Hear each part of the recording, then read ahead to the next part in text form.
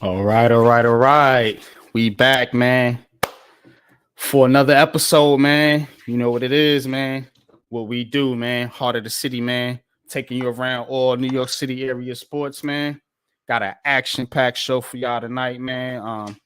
We're gonna get into the Kyrie trade, of course, man. Talk about what's next for the Brooklyn Nets, man. There's rumors about Kevin Durant. We're gonna discuss the Knicks, man. The Knicks in action tonight, man. Nets in action as well, but the Knicks also in action against the Magic. They got trade rumors linked to them as well.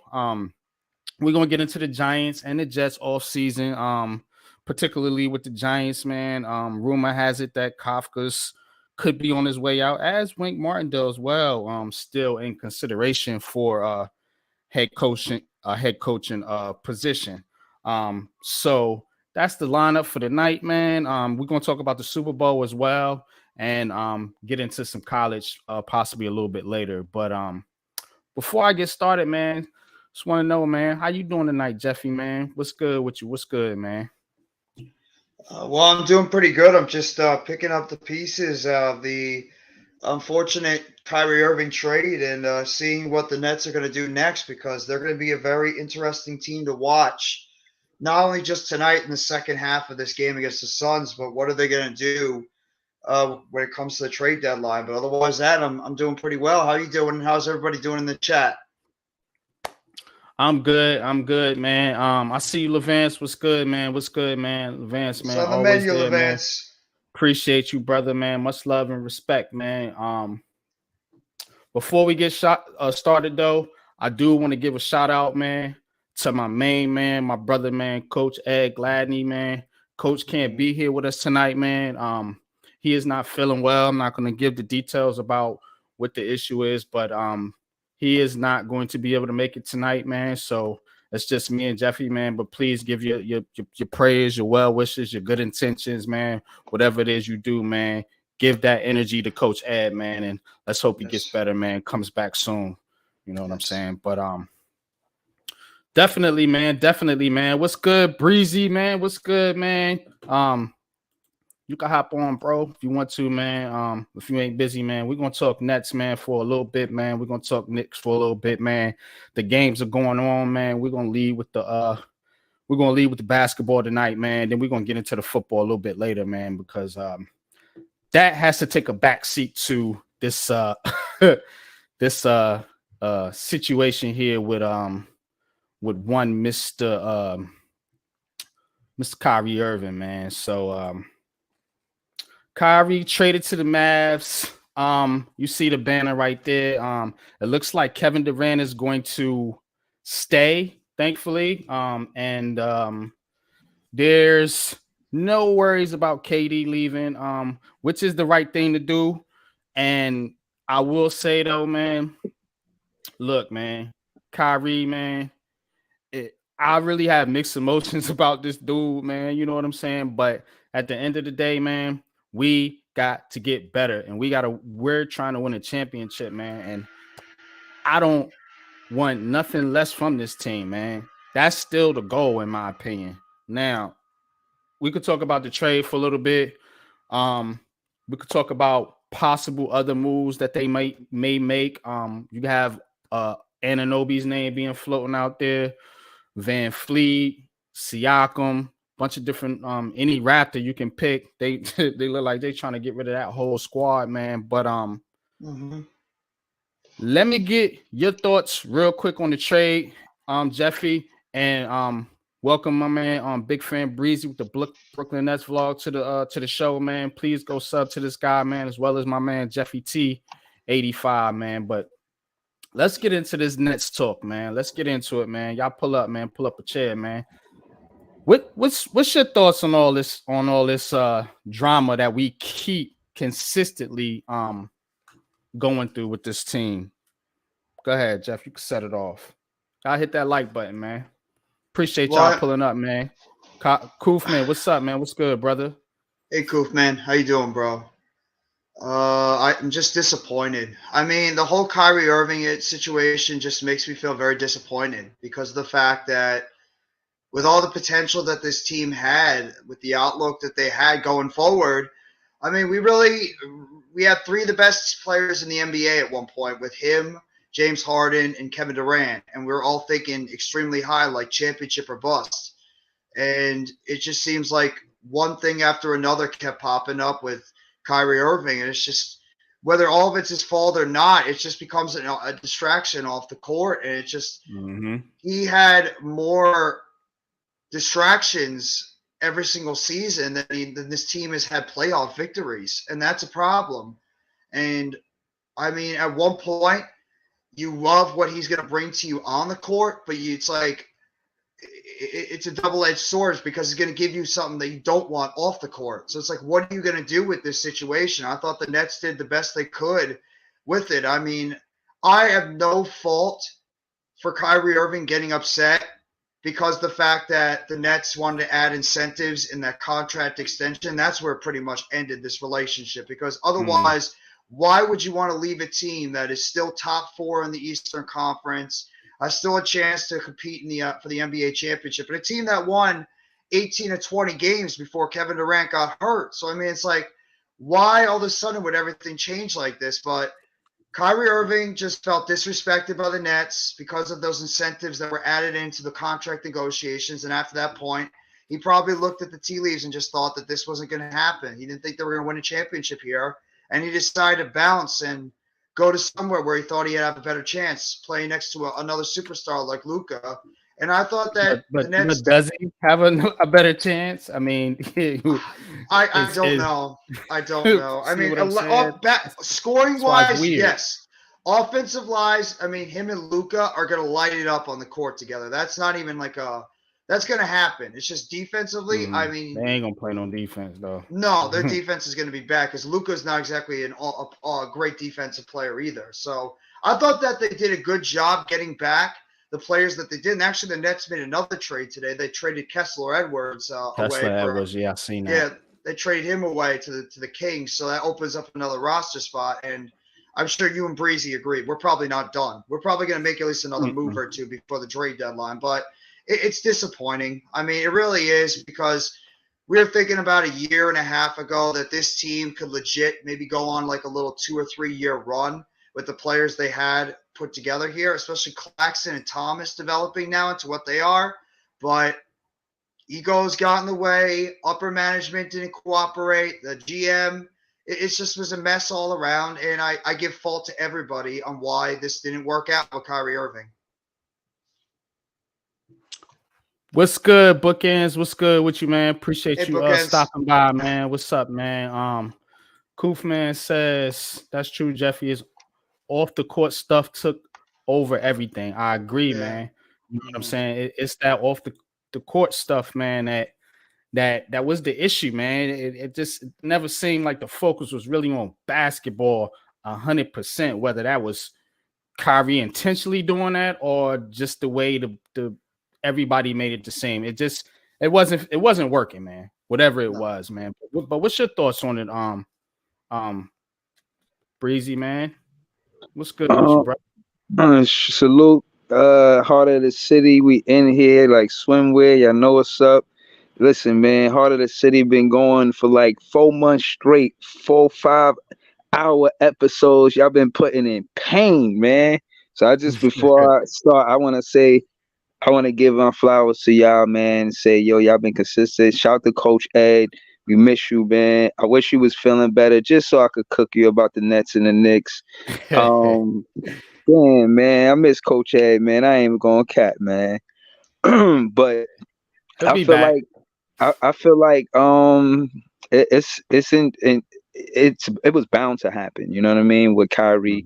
Ultimately, I feel like he played less basketball than he played. You know what I mean? Like he missed a lot of games. He to Mhm. be specific, him and KD won 73 games together. Kyrie played I think maybe over 100 games. I'm not sure the number exactly, but it was underwhelming from when they got here and what our expectations were as fans.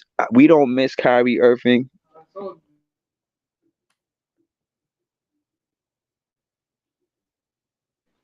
Yeah, pardon.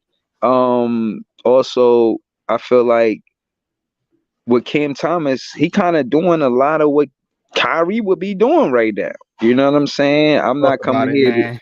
Yeah. I'm not going to get on my toot my horn and say, "Oh, I told y'all we all Nets fans," so I ain't even going there. I uh, say that for other fans. But what I will say is, because I gotta go out, I'm at work right now. oh Um, shit! There you go, Coach. Coach. yo, what up, Coach? Hey, what's up, guys? Coach, what's up?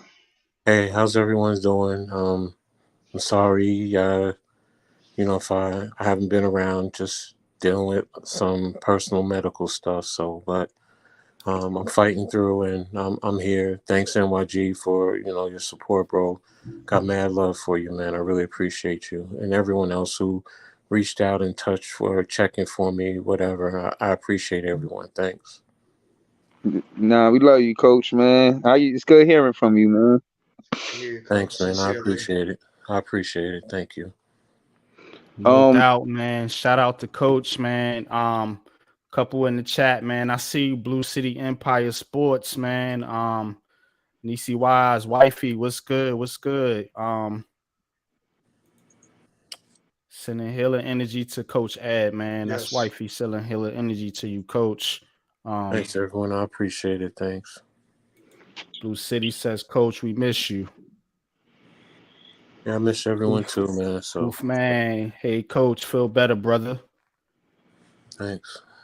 No doubt, man. For real, man. That's how we do it But over here, man. but let's talk sports, man. I need that energy, man. You know Let's it. do it, man. Let's do it, Hmm. man. Breezy going in on this trade, man. With I don't know if you heard, Coach, man. Kyrie Irving, man.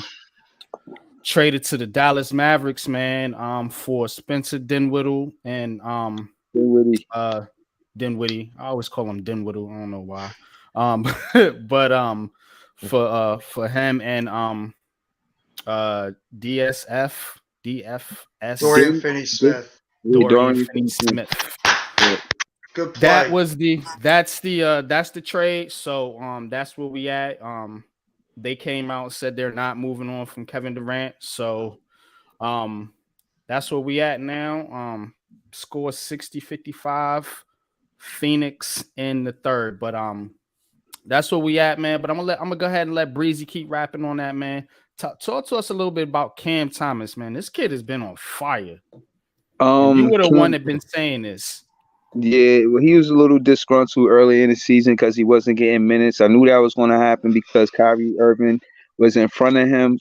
But I think it's better for Kyrie not to be on his team so Cam Thomas could get that shine. You got Kyrie Irving. I just feel like it's a lot on him. He thinking about contracts. He thinking about the media. He just had a baby. Just a lot going on with him. And somebody like Cam Thomas is a hooper. Just like Kevin Durant, there's a lot of stuff going on in their world, but they kind of hone in on hooping. And I just think that he got a promising future with the Brooklyn Nets. I'm gonna go in a little further when I get back, but I got to get some work stuff done. But Mhm. I feel like just paying attention to him and how diligent he is on scoring the ball and just doing what it takes to stay on the floor on the defensive side because of Jack Vaughn coaching style. I think with Dinwiddie coming in, being a facilitator, and Finney Smith being, and I heard him in a post game interview say this, Oh, that I want to guard the toughest offensive opponent. So he'll be tasked with guarding the toughest offensive opponent. He could guard the perimeter and he could help in the paint. I see us being a better ball club again, closing off or landing this plane till I come back. We were 5-16 out of 21 games without Kevin Durant. Right now we're 5-8.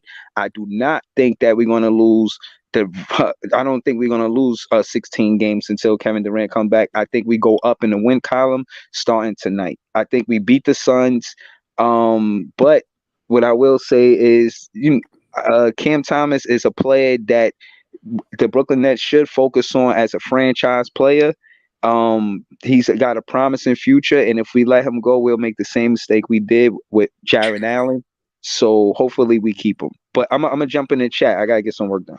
All right, well, we're down by 10 now. Appreciate you coming on, man.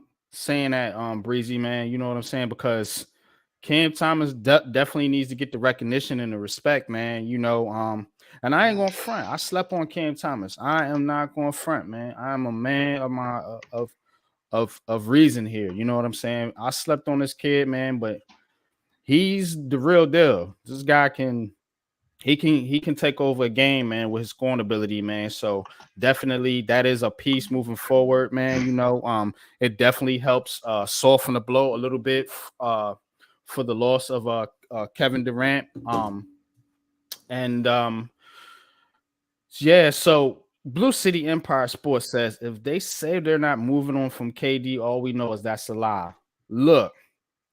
He's just trolling. He's being a 76er troll. That's it. I know him. You know what I'm saying? It's all right. They lost to the Knicks, but all I know is KD is going to be on this team for the rest of this season. Yeah. That's not a lie. They said it. He hasn't requested no trade or anything like that. The trade deadline is Thursday. I would have think if there was something going on, it'd probably be in the air right now. But I definitely do not think that they're gonna move on from. They don't have no reason to move on from Kevin Durant right now. You know what I'm saying? Yeah. And he's injured. So yeah, he'll be here the rest of the season. Now, beyond this season, we could talk about that, man. But just trying to focus in on this season real quick, man, and just outlook for this team moving forward. So, what are some of the other moves that you think they might make moving forward, Jeff? Well, for one thing, we need to get a big. I mean, this team right now, they are already lacking in size to begin with. And now with the fact that they traded away Markieff Morris, even though he wasn't playing a lot of minutes, there's still another power forward that you don't have in there. And then you don't have Yuta Watanabe. They are so wing and guard heavy that they're playing against the guy tonight. That's Watanabe. Watanabe. He's out with injury right now. Mm-hmm. They don't have size down low, and against a bigger player like a DeAndre Ayton, he could just out physical some of these smaller, guys. Even a Day'Ron Sharpe is smaller compared to an Ayton. So we don't have the size down low, so they need to get some more bigs inside on this team. And I mean, I would trade some of these guys that are guards. I mean, I like Curry, but he's always hurt and he's inconsistent. Joe Harris, I mean, at this point, if you could, I don't know if we can trade him until next year, but he's useless right now. Patty Mills is useless right now. He's not making anything. TJ Warren, I was gushing over it when he first came out. He's done nothing for like about a week and a half. I mean, Sumner, I guess. What's good, Wells? What's good, man? Maybe you could trade Sumner because he has value now. I mean, I wouldn't, but I mean, you have to give something. Well, yeah, he's been playing all right. I mean, we just need to get bigs. We need to get bigs. The problem is Ben Simmons, man. So oh yeah. Yeah. This is an article. Matter of fact, let me do a share screen. I'm gonna be sharing articles and different things. For this stream. So explain the trade to me again.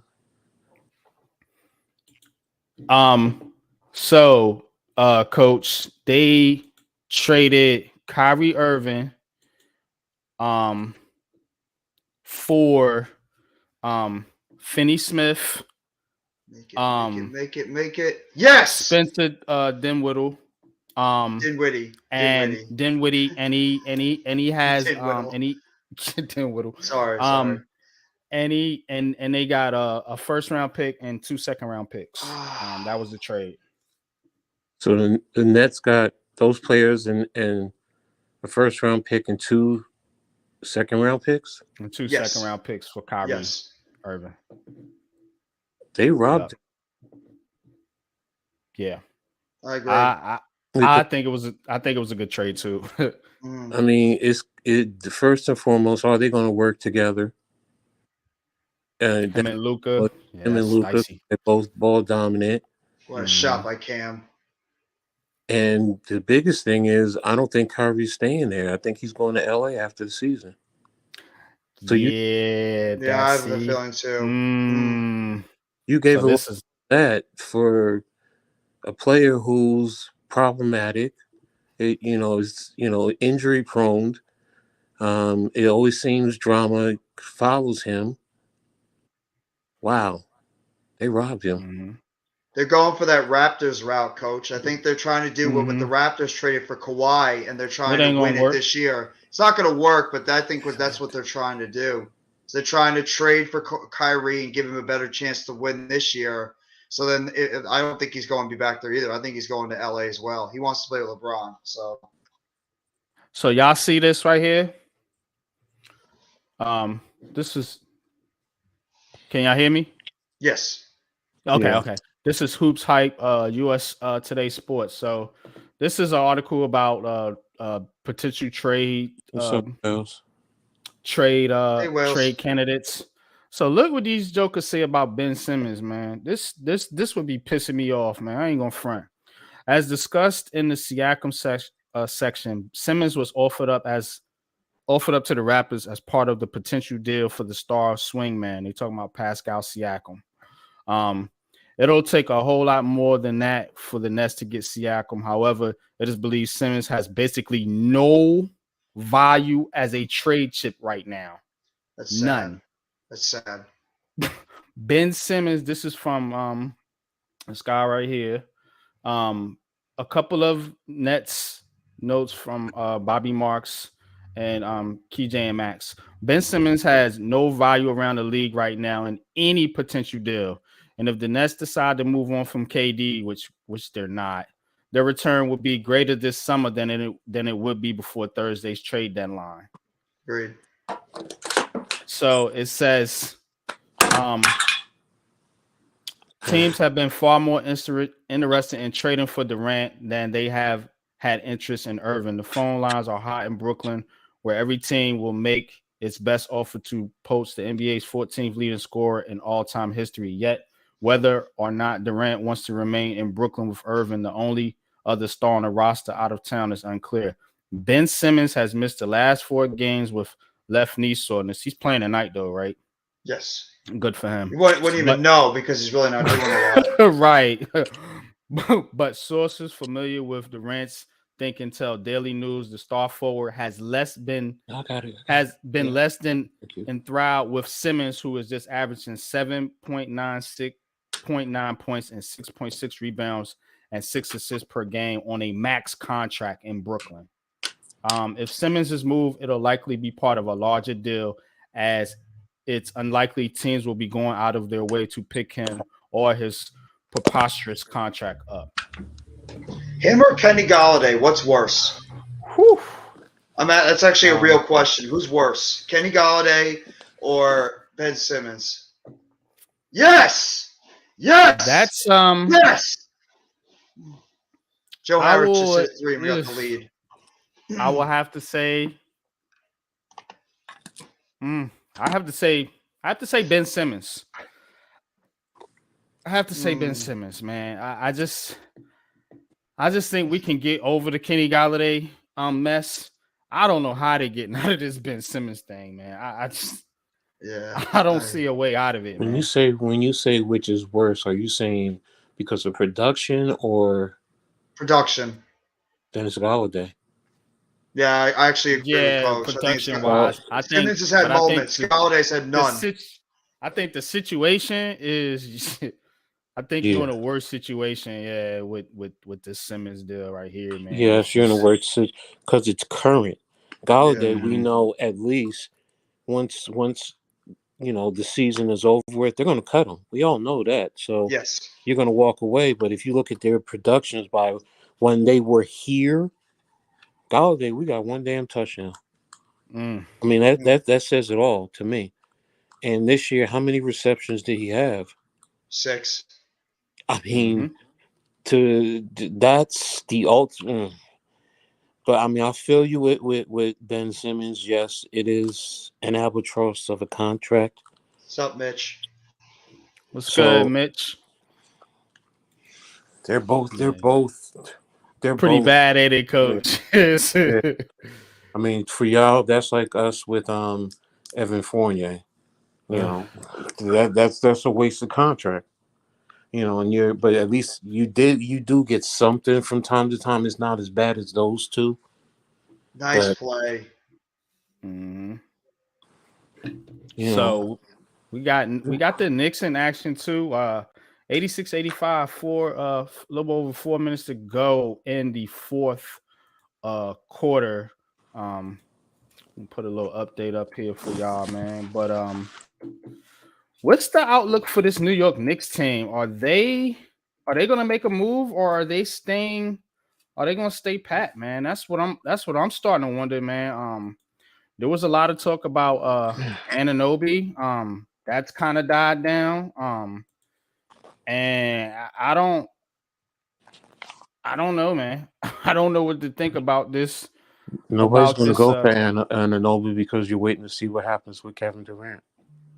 Yeah, I don't think KD's going anywhere, but we'll see, man. We'll see. What game are you guys watching? What channel? Jeffy's watching the Nets game. I'm just kind of following the score of both games. So right there you got Magic over the Knicks in the fourth. Figures. About 3 minutes and some change left, and then the Nets are in the Nets on the third quarter, 71-71. What's the Knicks record right now? How bad are they? The Knicks been they've been going back and forth, man. They just had a big win, a big comeback win over the Philadelphia 76ers. I'm sure I'm sure Blue City loved that. I'm sure Mitch Kofsky. Yeah, they've actually had some pretty big wins. Let me see. And then they beat the Celtics. Coach. They beat the Celtics, man, but looks like they about to shit the bed to this Orlando. Knicks are 7th right now. The 29-26. 7th in the East.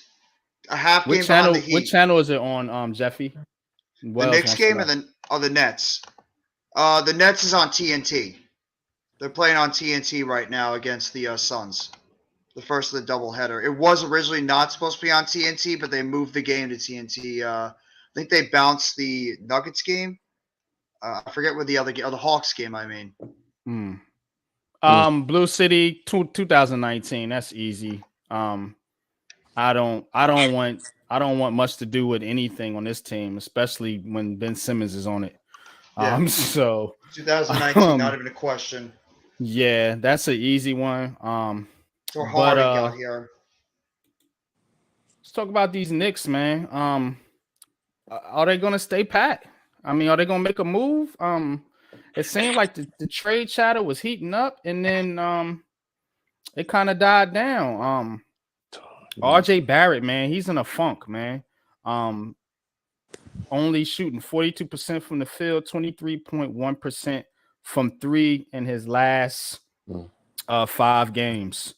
So his defense has took a massive hit. His defensive rating over his last 5 games sits at an ugly 123.8. So Barrett's struggling.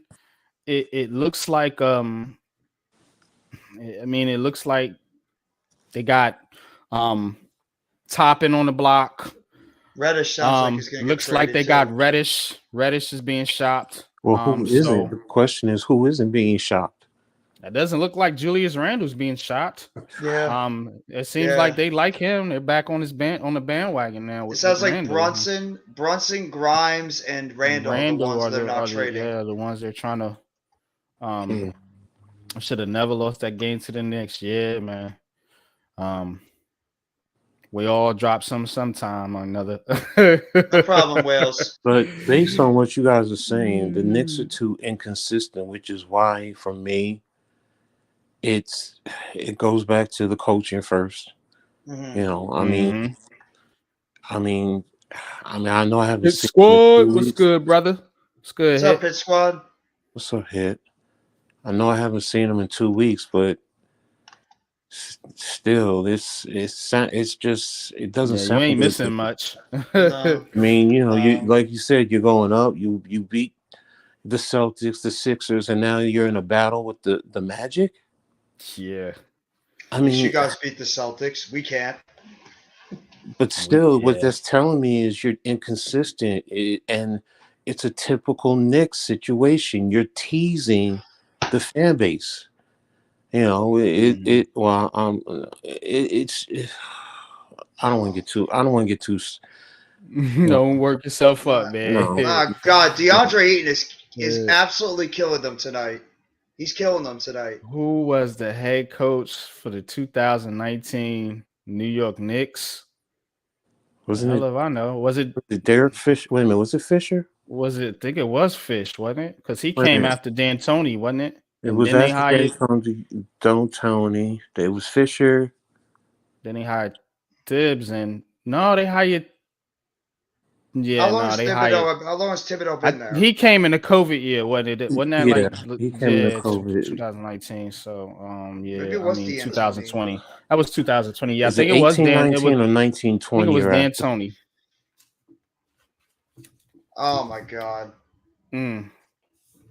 Back to back by 8, and now we're down by 5. Oh boy. So Ayton is slashing them tonight. oh Fizdale, that's right. Fizdale. Oh, yeah, Fizdale. I I remember forgot him. about Yeah, Fizdale. yeah, that's right. That's David right. That's Fizdale. right. Yeah. Mm-hmm. Yeah, There man. you go. Yeah.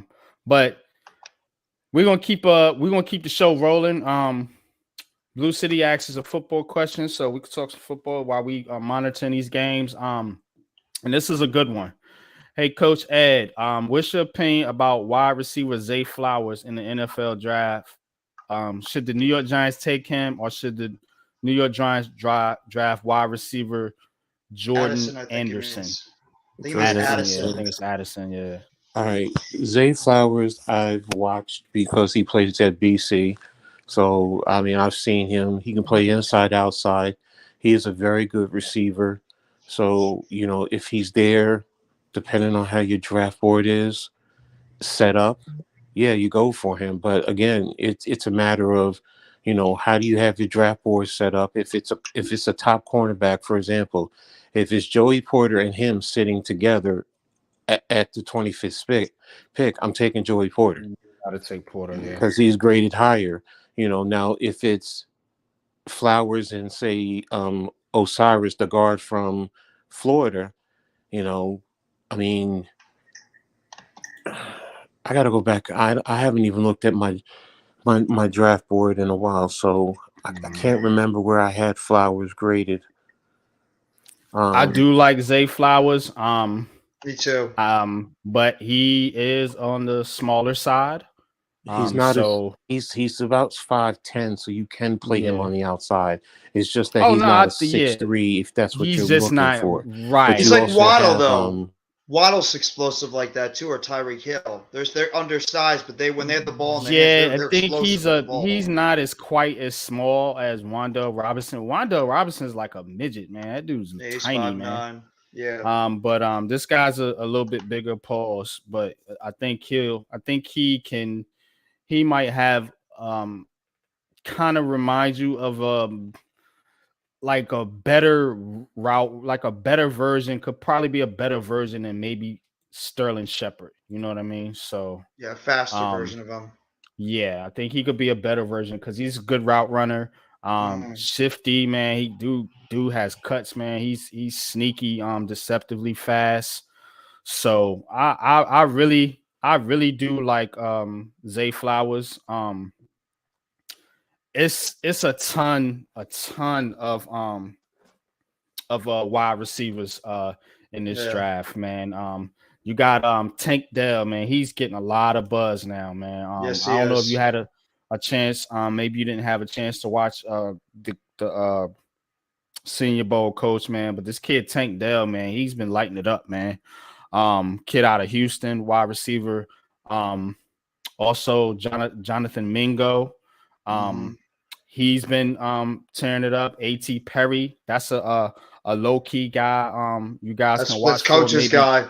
Coach in the really has middle been a big fan rounds. of A.T. Yeah, Perry. A.T. Perry is doing his thing, man. So of course you got Jordan Addison, who I think he might be one of my favorites just in the early going of the draft process. So I just want somebody that I runs like good Downs a routes, lot man. too. I Downs like is I, a I good route runner. yeah. And this kid Parker Washington, man, from Penn State, man. This guy he's got some wiggle to him too. So but definitely, man, check out these wide receivers, man. He's a midget. Yeah, man. He Wandell is. is just he's a little guy, man. You know what I mean? And I don't Yeah, but he didn't get hurt because he was small. He I blew out his knee on a know. freak play on the outside, on the out of He's bounds. just man, ain't you tired of these guys though, man? Going I know I just go am, but look at golly. Miami. Their receivers are not big, and they're still going out Oh there and yeah, getting explosive plays. Waddle's not big. He's like what 5'11", 6 foot, and then Hill's oh yeah, 5'10". yeah. OBJ wasn't Yeah. you know what I'm saying that type of guy. I'm just saying the guys getting hurt. You know what I'm saying? Like, Oh, I hear you. can we I know. I just hear you. get? Can we please our wide receiver draft pick just hold up, man?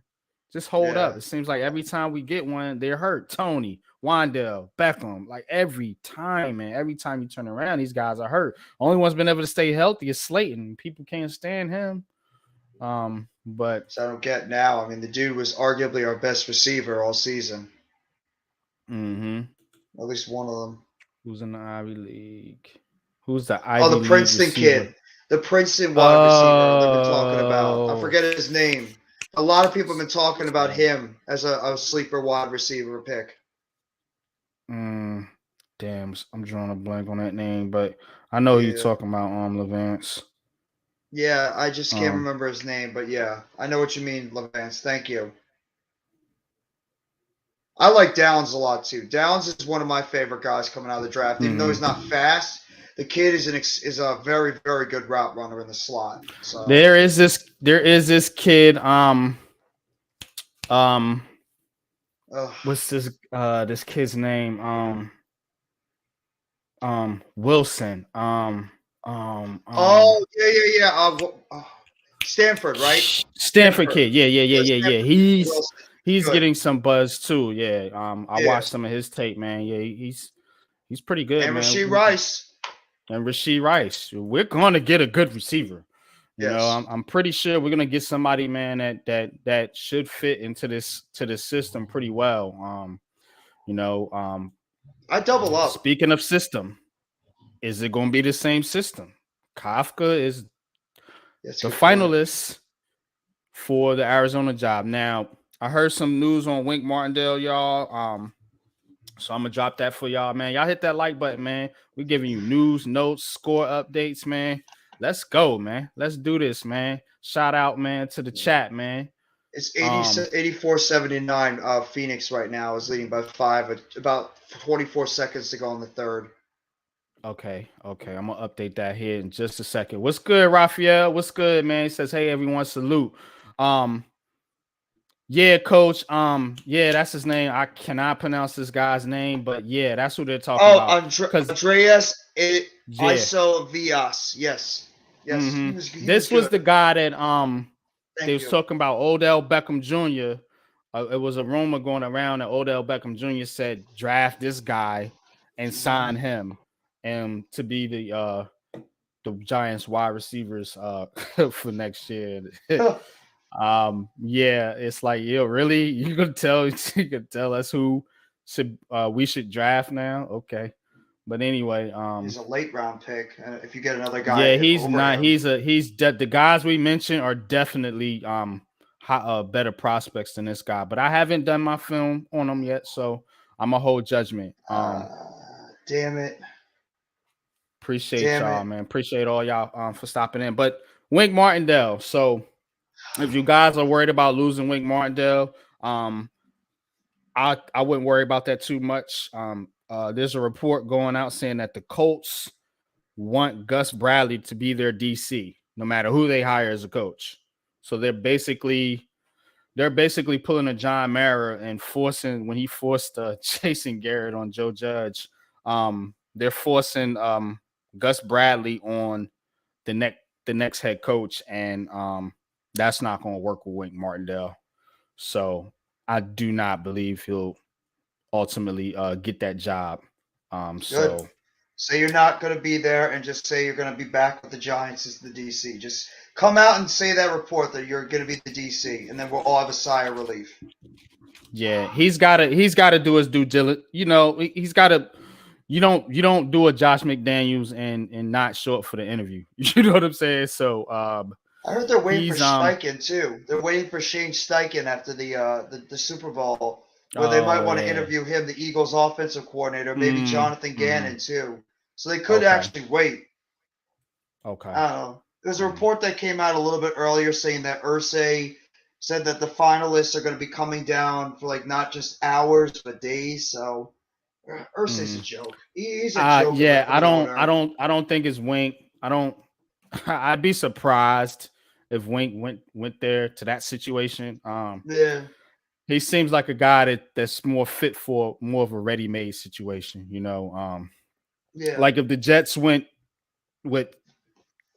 fired Saleh, I think Wink would come in there and make that defense dominant. I think he's one of those, more of a ready-made team. You see what I'm saying? The Colts while they do have a good defense, man, their offense is pathetic. I watched that trash in person, dog. Like, that shit was bad. I think they got potential. It's just the problem is they don't have a quarterback. And then they're gonna lose some pieces. They talking about losing Campbell. Paris knows what's going on with Quentin Nelson. I think he's a free agent. I thought he just signed a deal recently. Did he? Yeah, I think he just signed a long-term deal. They could trade Pittman. Yeah, Pittman is on the block. That's true. So, coach says he dominated in the Ivy League, fast, big, and decent route runner. Yeah, I heard he was okay, but I so far I like these other guys better. Just my opinion right now. Take a chance on him if he's there later on. I do some freaking Carolina. God damn it, man. 92-85. And lose to Duke. Then you turn around and lose to Wake Forest. Okay. All right. Yeah, Let me not get worked up about the Tar Heels, though. So you get worked up about the Tar Heels like I get worked about the Nets. Yeah, man. The Tar Heels they'll drive you crazy too, man. Especially recently, man. They just have not had the best of recruiting classes. But who's the coach there, by the way, of the Tar Heels? Who's the head coach? Hubert Davis. That's right. Hubert Davis took over. Yeah, Hubert Davis is still the coach. Yeah. Mm-hmm. He took over for Roy Williams. I remember. Roy Williams. Yeah, Roy Williams. So coach has a link. If you guys want to hit that link, that's Los of. I'm not gonna pronounce Los Avias. I'll just say it. Los Avias. Yeah. But look at this guy over here. Yeah, this guy. Look at LeBron over here. By the way, you think LeBron's gonna get the record tonight, the all-time record? How much he need? 36? Nah. No, hold up. Who they playing? I don't know. Wait, hold on. Give me 1 second. That's cool. While you do that, we're gonna pay some bills. I'm gonna play a quick commercial for y'all, man. Y'all hit that like button, man. We just getting started, man. So got plenty more to talk about. Oklahoma City. OKC, yeah. I heard those tickets were going for like thousands of dollars, man, because they thought LeBron's gonna break the record. Come on. Having credit issues? Tired of getting denied for a car, a loan, or a house? Let Wise Consulting Solutions help you improve your scores and get you back on track. Sign up and schedule a free consultation and credit analysis today. All Man, right. Ben Simmons is driving me nuts. Okay, he's standing there. The ball is like right near him, and he has a chance to get the rebound. And then, oh god, somebody else just get hurt. Okay, so quick update, y'all. 92-81 Phoenix. And the Knicks are 98-96. 5 seconds left in the fourth. So we're gonna get a final here with the New York Knicks soon. I will be updating the ticker here, man. But Let me check the bench what scoring. are the Knicks gonna do, man? Are they gonna make a move, man? What do you think, Jeffy? Is this I think they Anunoby should. thing gonna work out or what, man? Like, Well, I heard a rumor earlier saying that the Knicks and the Nets don't sound like that they're going to get Anunoby. That like both teams are probably unlikely to go after Anunoby. So it could be now, but things have changed. I remember last year nobody said that Ben Simmons for James Harden would happen, and then what happened an hour later it ended up happening. So you never know once you get closer to the trade deadline. But last I heard is that the Knicks or the Nets are probably unlikely to trade for Anunoby. I think he'd be a better fit with the Knicks. I do. I think Anunoby would be great for the Knicks. Any truth to this Van Fleet rumor with the Nets? I heard something about they was trying to add him into the add him into the picks. Yeah, they was trying to add him into the mix here. So I would have been pissed. I would not even lie. I would have been pissed. I do not want. I like Van Vliet, but I don't think that would have been a very smart trade for trading for a guy that's a free agent after this year. And that to me is just a move to appease to Durant because apparently Durant's a very big fan of Fred VanVleet. I don't think he'd be the answer if he did that. I don't like that move at all. He's a good shooter, good 3-point shooter. I don't know about his defense. What about Siakam? I love Siakam. I would love Siakam. What are you going to give him? I heard Claxton. Did you give up Claxton? No. Claxton to me is the one guy I would not give up. I'm not giving up a center that is right now is emerging as one of the better young centers in the NBA. He's the one guy I would not give up. I heard the rumors they might have to. Would you give up Thomas? Nah, man. Nah, I'm holding on to Cam. Breezy got me convinced, man. That dude's the real deal. I'm not giving him up. Nah. Who's more important though? Claxton can score and rebound and block shots though. Yeah, but if you getting Siakam, I mean, that's kind of what you trading for, right? Like a better version of Claxton. Siakam's a stretch 4. Claxton's a guy that plays down low as the 5. They're different types of players. So then you're gonna have to do something. Well. Then you're gonna have to do Then you're gonna have to do something with See, it's Simmons, man. They can't move off of Simmons, man. And that's what's killing them right now. They can't move off of Simmons, man. And 2 points, 5 assists, 4 rebounds. That's Ben Simmons' stat line. What's your draft pick situation? We got a 2023 draft pick, I think, but it's a late round pick. We have 2 2029 first round picks. We don't have any first round picks after 2023 until I think 2029. Yeah, we got one in this trade. I think it was a 2027. Wait. I thought the NBA had the rule where you can't trade back-to-back first round picks. You have to have one. You can switch positions, but or am I wrong? You can't trade back-to-back picks. I think in the same trade, I want to say. Mhm. All right, so the Knicks is final 102-98. So they took care of business. Yeah, I think that's the rule, coach. They can't trade in I think in back-to-back years. Blue City says we're finally getting rid of this horrible turf. I wonder what they will replace turf with on MetLife. Hopefully It's like it's a better grass. turf. I think it's a better turf. There is still gonna be the turf, but I think it's like a new age type of turf that's gonna be there. Mm. Yeah, Ben Yeah. Simmons, man. Yeah, he's great. That guy's killing me. If somehow Sixers get OG, I'm going to party like it's 1999. I bet you are. Yeah, and then you'll still lose. You'll still Right. lose. Go get him. You'll still find a way to Traded blow it. for Raptors play Precious Mm. Achua. Okay. Levan says, would you give up a first round, a third round pick for T. Higgins? Good question. Good question. A first and a third for T. Higgins. I would. I believe I'd be. Yes, I would. I think I'd have to. I see. Here's the thing, like, and I had this conversation with Big Dash. If he's out there, man, shout out to him, man. About like I understand what he's saying as far as like not feeling like the Giants are T. Higgins away, but nobody thought the Eagles were a AJ Brown away, and what they did in their offseason, how they turned their team around. You know what I'm saying? And the thing about T. Higgins,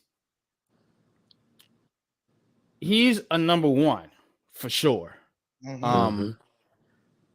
Yes. And if you're going to find a number one, more than likely you're going to have to draft. I mean, you can get guys in the later rounds, but you're going to have to spend a pick or two just to replenish your receiving core. And those are going to be guys that you don't really know if they're going to be good or not. They're lottery, they're question marks. Always when you go, for a draft pick, very few can't miss prospects, and they usually go in the top 10. So as with T. Higgins, I mean, if you're going to give up a pick for a guy anyway, you might as well do it for a guy that you know is going to be good, that's young, that you have under your control, and somebody that's going to make your offense instantly better. I mean, instantly. A 1 and a third is a lot, but you do have an extra third. That's a good point. And yeah, but then again, you could go the path, and I'm cool with either way. You could go the path of keeping your pick, drafting a guy, and because this wide receiver class is very, very deep. You can get guys in the second, third rounds that are pretty talented. I mean, the gap's not that far off between a lot of these guys. Just from what I've been listening and seeing. So yeah, maybe you go that route. You pick up a couple receivers in the draft. Maybe you go out and you get a guy like why not do both? You Paris can do both. Campbell and I don't know if you can get, because see, you're gonna have to give up that third. So No. That's not what I'm talking about. What I'm talking about is you said you can get some receivers. What I'm saying is why you could still get a T. Higgins and still draft receivers. You could, yeah. And you're still, but then you're ignoring a couple of your holes now that you have on your roster. How are you? Because you will be spending 3 draft picks on wide receivers, coach. You're giving up a first and a third, and then another second or third or whatever else you're gonna. You just spend one draft pick on a wide receiver, not 2. Here's the thing. See, I look at first the free agency route. You're going to fill some of those holes in free agency. There's no doubt about it. That's true. if you know, I get where you said it was Dash who said that we're not a T Higgins away. Yeah, Yeah, he does. Yeah, he's against you're the right. trade. He's one of the ones. There's some other ones too, but I see his logic. That's what I I was see saying. the logic, I could see but both sides of it. Get it, get it, get it, get it. Oh, I'm not saying just because you get T Higgins, because to me, when you say that, that's kind of in the mindset of you're totally rebuilding this program, and I Mm, don't think we're, you know, we're not as the talent is not as bad as when you had Joe Judge as head coach. I'm sorry, it's not. oh, I It's a agree. little bit better. It's a little bit better. So you're still building for the future. A T Higgins does help this program, and even it does not take you out of the playoff positioning if you get him. If you're talking about trying to win a championship, yeah, you're right. I understand the Mm, logic. Then that makes yeah. sense. But if you get a T Higgins, that also helps you for your future. You still have 24. So if you have him in 23, you add in 24, fill other holes. The next thing you know, you're in the championship contention. I've been saying to be a to compete for the Super Bowl. I think we are about two, tops 3 years away if we build it right. But Mm, to improve on what we did last year, you know, now this is also contingent on getting DJ back and possibly Saquon, you know, but you definitely need DJ back, and some of the receivers that we have coming back off an injury, hopefully they produce, you know, mm, mm, and Isaiah Hodgins, he has proven to be that surprise receiver. You know, mm, you can some can sleep on him. I think he's going to be a definite number two. So if you had a T Higgins, him, Wandale Robinson, that's still a good receiving core for to me. You know, I mean, now if you have some rookies that you're going to add on, who, you know, let's say you get someone in the other third round draft pick, or like you said, NYG, this is a deep wide receiver draft pick. You could still mhm, get somebody in the fourth round who can produce, you know, and then who are we get? yes, What's to say we don't pick up somebody who's a decent someone in free agency? Now you've changed from what we were this past mhm, year, you yeah, know, and we're still not. It's not saying we're not attacking and addressing some of the holes that we have, because yes, we need a inside linebacker. We mhm, need a cornerback. I agree with that. We need a center, or you know, someone in the interior of the offensive line. I agree Definitely, with yeah. that. I definitely But agree with Bookends. He says need some depth in the trenches. Dex yes, can't be in all the time or can't no, be it all the time. Yeah. yes, you're so right about that. But Yeah. Vance agrees. Hmm. and don't forget, even if you good give up a shot. first and a third, we're still getting the comp picks. We really technically have 11 picks. So if you're giving up 2 picks for a T Higgins, you still have 9 more picks. So Yeah, you're still going to fill holes. Hmm. So, I get where Dash is coming from. I do. But, it's, what did they do during free agency first? That's the biggest thing for me. Free So agency is going to tell me a lot. I'm glad you brought that up because Excuse me. I actually wanted to do a little bit of an exercise tonight with you guys with the chat, man. Y'all hang out with us, man. We're gonna talk some Giants, man. The Nets right now 101.95. The Knicks took care of business 102.98.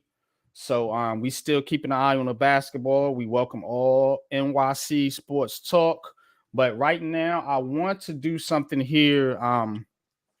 Well, we're gonna kind of try to simulate this off season. We're not gonna do everything tonight, obviously, but what I want to do is we're gonna do like a little bit of keep a cut with some of these free agents. I got the thing pulled up here, a spot track with the New York Giants free agent list. So let's see what we can get into here, man. Y'all hit that like button, man. Let's play GM. Because that's what everybody wants to do, right? Play GM. So let's see how hard it is. Let's see if we could really do this thing, y'all. Like I said, tonight we're gonna start where everybody should start is with your own free agents, and your own guys. So, all right, is this it? No, that's the Jets roster. All right, here go the Giants roster. All right, so this is per come on. spot track. And so here's the money. We all talk about the money. Cap space 42 million. Damn, it's less than I thought. I thought what happened to Mhm. 54? Yeah, right here they got it. Right here they got it at Can't really see it on at my 42. phone. I can't see it on my phone. That's why I'm asking. So Rebound. it's this might not be as accurate, but we're gonna go with this model here for the time being. Okay, so let's see some of the moves that we could possibly make. Oh my God. 4, 5, 6, 7. 4, 5, 6. That's CeeLo. 4, 5, 6, 7, 8. That's how many chances they got on offense before they finally got a foul on them. Leonard Williams. Hold on a minute. Now If you're gonna do all of this, the first thing you have to do is who's being cut. that's what we're doing. Yeah, that's what we're doing. This has a release button right here. Some people saying cut Leonard. Yeah, some people saying cut Leonard Williams, coach. No, I mean, you would no. not believe some of the things these Twitter folks say. No. So No. That's a smart thing to do. I mean, all right, go ahead. You do what you were doing. Yeah, I'll go ahead. Nah. Follow along. So Yeah. we'll leave Leonard Williams now. Kenny Galladay. Cut. You gotta cut Kenny Galladay. So we're gonna release Kenny Galladay. Do you agree, Jeff? Post June cut. If you do post June, then you can't use his money during free agency. Right. So you save 6.7 right here. You see it gives you the cap savings right here. Kenny Galladay. What's the savings from the post June compared to before? I will have to look that up on another. Post June. I think you're saving like 3. I mean, it's down to 3 or 4, but then you also incur some money in 24. I wonder what they're going to think about that. Maybe they want to just have some more money available in 24. I don't know. Okay, so here the only one they allow us to restructure is Glowinski, but the Giants can do something with Dexter Lawrence's 12 million right here, as you see. They can also do something with Leonard Williams, 32 million, as you see right here. Yeah, to get those two numbers down. So let's not go there right now.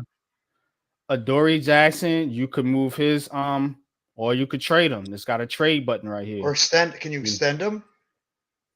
What I can do is punch in a different cap number here. To pretend as if you was going to restructure his deal. So say if you wanted to take what's his current contract now? Because we did restructure right now before. His cap figure for the 2023. We're just looking at 2023 right now. Yeah. So his cap hit is 19 million. You probably can finagle that and almost cut it in half, maybe get it down to a cap hit of anywhere around 13.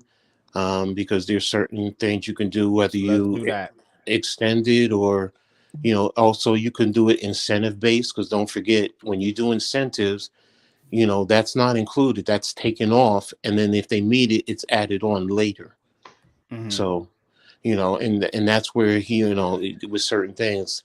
But yeah, I would say let's do something with. So yeah, we cut Adoree's to 13. Let's do something with this Leonard Williams contract because I don't like this 32 million right here. It's a cap hit of 32? Yeah. Cap figure 32 million. We restructured it. Yeah, no, I know that. I remember that. I'm trying to remember. So if you extend him, I think you're probably going to drop it down to the average from the 32. You can probably get that down to probably what, 19? 20, 19? Yeah, somewhere we'll say 20 just to be on the safe side. So 20 million. So we saved 12 million there. So now we at 66 million in cap space. And we didn't Um, even touch Kenny Galladay, right? we cut Kenny Galladay. He's Okay, gone. okay. We didn't do anything with Dexter Lawrence. Don't touch Glowinski. I wouldn't touch I'm Glowinski. not extending him. Nope. No, I No, want don't him even gone. restructure. Yeah, don't even restructure him. Let him play out No. next year, and then just let him go after that. Shepard. Well, he's a free agent, isn't he? Is he? He's a free agent, but they still have money on the books for him. Why is it? Oh, that's why. I see. Yes, so no matter what, because Okay. those You avoidable. still gotta pay him. It's voidable. Yeah, those he already got that money, so you have to carry it. So if you're gonna bring him back, it's gonna be for a vet minimum. Period. So that's that. Right now, you don't look at Vet Shepard because technically, even though it shows that's he's not there technically. What about Graham Gano? Graham Gano got a $5 million cap hit. You're going to have to restructure him. Cut that in I'd half. extend him. So let's get that down to about $2 million. We'll do $2 million here. 2.5. 2.5. Yeah, two and a half. Yeah. So we saved $3 million there. Darnay Holmes. You want to keep or cut? Can you cut him?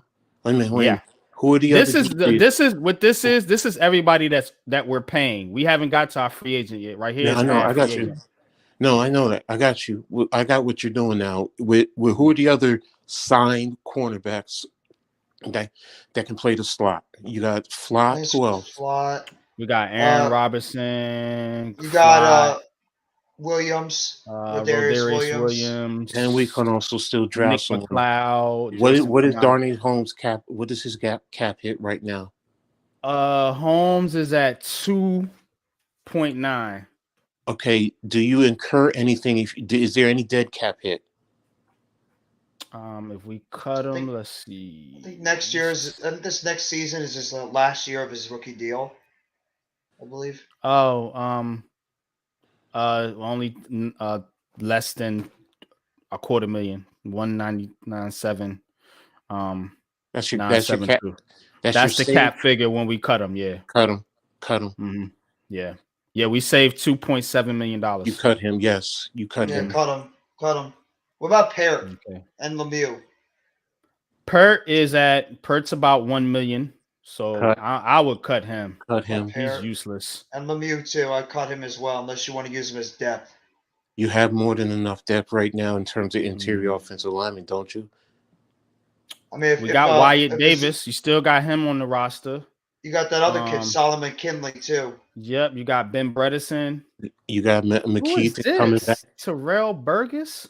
Yeah, we signed him to a futures deal. They just signed him to it. Yeah, doesn't mean he's on the roster. He's there for training camp. I'll leave him alone. Yes. I'll leave him alone. Yeah, Tyree Phillips. Anyone who was signed to a futures deal, they're basically there right now through training camp. Yeah, they got zero. They got zeros. I see the zeros right here. Yeah, David so Stills. you don't cut them. Hamilton. Mm-hmm. Yeah. Okay, all right. Yeah. All right. So the only other question I think we have, he said Lemieux, so we'll cut Lemieux.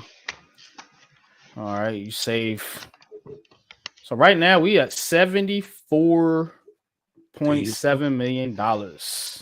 And how much is based on your positioning? Your draft picks are going to be what? They're going to be what, $4 million, $3 million in total? I think $5 million. Because we're at the late end of the draft, especially in the first round. We're in the 20s, so it's not going to be as expensive as when we were last year. I think it's about $3 million. But all right, do 5 just to be safe. Okay. So off of that 74, you said. So right about now 69. You got 69 million. So now the first one is going to be Daniel Jones. What are you signing Daniel Jones, and what's going to be his base for his first year? Free agent. Say 4 years, 37 mil. Right in between that 35 to 40. Yeah. Remember, that's the average. But what are you going to get his first? Remember, we're talking about the cap hit. So are you going to make his cap hit low? And then in the back end, because remember, I had said you can do, for an example, do 4 years, 3 years, you guarantee give him 35 with about 80 guaranteed off of that. And on that 4th year, give him about 40, just for argument's sake, just for the numbers. And then if you're going to cut him, then it's a team friendly. You can cut him with no penalty, basically. So, but it I looks think they're going to good. front load it. I think they're going to front load Jones's deal so they can get out of it easier if he doesn't perform well I later think on. so too. If So you I think it's front going load to be it, expensive. if you I front think load what they'll do is and shout out to Stas on Twitter. He said put the bulk of the money in the middle of the contract. So basically, hit the second and the third year is where the hit gonna exactly. come, and then that 4th year you can get up out of it because you And the already paid first all year, the money. and the first year you lessen it because you have those holes to fill. And for example, we're talking about getting T. Higgins as a free agent. So if you do something like that in a trade, you definitely have to have that money. So it's kind of that tricky balance. Who's gonna, in this contract for 23, who's gonna have that top dollar? Because right now we're saying estimate 69 million. So if you're paying somebody an average of 20 million, then you're talking about 49 million, and we still, Man, because somebody just hit Aiden in the knee or something. I'm so sick of this dude. God damn it. Every single time, it's like we're about to get the ball. This guy that looks like he's 80 is out there dunking the ball over the place. Every time. So sick of DeAndre Ayton already tonight. I'm sorry. Nah, man, you Every time I good. So turn let's my go through head, these. watch the game. God Let's damn go it. through these free agents, man. All right, so we got Daniel Jones. We bringing back DJ. okay, so the first year, what do you think is going to be just on 23? What do you think the average? You think is? I mean, what is the cap hit? You think it's going to be 20, 25 million, 30? 25. I think it's gonna be 25 to 30 the first year. Yeah, that's If what I think. you're going by what you just said, that they're gonna try Mhm. to put the money, the majority around the 2nd or 3rd year, assuming it's a 4-year deal, then it's gonna be around 20, 25, like 25, 30 mil in between that. So say put it at 27, just to split the difference. Okay. All right, so we're going to do Barkley. Barkley, is he going to be franchise? Is he going to be tagged, or is he going to get a contract? This one just lets you click on the players that you want. So I'm gonna click Barkley, Jones. Wait, did I click Barkley already? Whoa, what happened? Hold up. All right, let me do this. Okay, Daniel Jones, Saquon. What about Nick Gates? That's a tough one. That is a tough one. Based on the players that we have returning, you just got the other guys who got the future contracts, and what do you do in the draft? That's the biggest thing. Do I think Gates, and what is he going to ask? I mean, Gates is probably going to, because right now this year he played at what, 2.5 mil? Yeah. So he's going to, is he, if he takes a vet minimum, about what's a vet minimum? About 1 and change, be based on his years. Yeah. I don't think he'll take a contract like that. I think he'll want to, so it's a matter of, what are you signing him for? I wouldn't bring him back personally. I'd let him walk. Right Same now, thing I'll with be honest Sterling with you, Shepard. he started so many games. That tells me they really do love him. Yeah. Gates. He's one of those guys like Shep that they love in the locker room. I don't know. I And could see him coming back. I could see exactly, because even if we draft a center, who's going to back him up? Exactly. You You can't put a lot of faith in these guys that are that are futures guys. I mean, we don't know what they are, so you'd rather have an established player that you at least know what he could do. That's the thing too. And so it's all right. Who are the other interior? Bredesen, is he signed? Bredesen is So signed. I got Bredesen Brett signed. on the roster. You got Azudu and McKeithen. Azudu, McKeithen. Lemieux's there for another year at least. I thought we cut Lemieux. I'm sorry. No, Oh yeah, Lemieux. okay. Lemieux's gone. You got Wyatt Davis. You got Devery Got him. Hamilton, who they have. They But those brought are him future. back. Those are future guys, aren't they? You said those are future guys. Yeah, you I don't got know if Hamilton was a future. I think he was still on the roster. I think they brought him up back from the practice yeah, squad. where's he at? He is. I just seen that dude. I There thought Right was he here. had somebody. Right Oh, here. Yeah, Jack Anderson too. We got Jack right here. Anderson as Got well. Jack Anderson too. Are they Yeah, this guy right future? here. Are they future or on the con? Or are they Devery artists? Hamilton is he got a 0, so He's a he future contract. must be on the future. Yep. When you said that, that's when I knew he Vernon was on the Butler, future. Corey Cunningham, yeah, a lot Exactly, of these they're guys. future contracts. So the question is, do you think they're going to really make it because they're on the back end? I mean, maybe one of them catches on. So the question is going back to Gates. This is where, as a GM, you have to evaluate all this. Do you bring him back? Do you hold off on bringing him back? Do you tell him test the market and see what he can get? I'm with you, NYG, right now. Just let him go, see, test the market, I'm letting him and if walk. he says he wants to come back, you're going to sign for a vet minimum. What about Julian Love? That's a tricky one. What is his value on the market? That's the question. Like, what is his value? Because he doesn't seem like his value is that high because there's other good safeties that are hitting the market. So I don't know. Like, I don't know what Love's market is on the open market. Double entendre, but would you bring him back on at least 5 or 6 mil per year? I would. Could. That's not a lot for a safety. So where's Love at? Market value. $7.9 million. Yeah, I don't know if I do that at 7-9. I think I I might don't let him want to do go. it. I'm not going to give him 8 mil. Now with McKinney and Belton here, I'd let him go. I don't want to do it. Nope. So Zimenez. No, he's gone to me. You can replace Zimenez. You got Ellis and Smith. Both of them What are about like the similar players. Jamie Gillian, the punter? Depends on what we do with the punter position. Are we gonna actually think about drafting a punter in the draft? Or are you gonna? I'm gonna bring him back just in case. Maybe you can get him for a 1-year deal. So I'm gonna click him, even though I don't like him. What about Richie James? That might be one of the trickiest ones of all because you got James, you got Slayton, you got Jahad Ward, you got Marcus Johnson, Tony Jefferson, Nick Williams, Fabian Monroe. Yeah. You got the long snapper Casey Crider.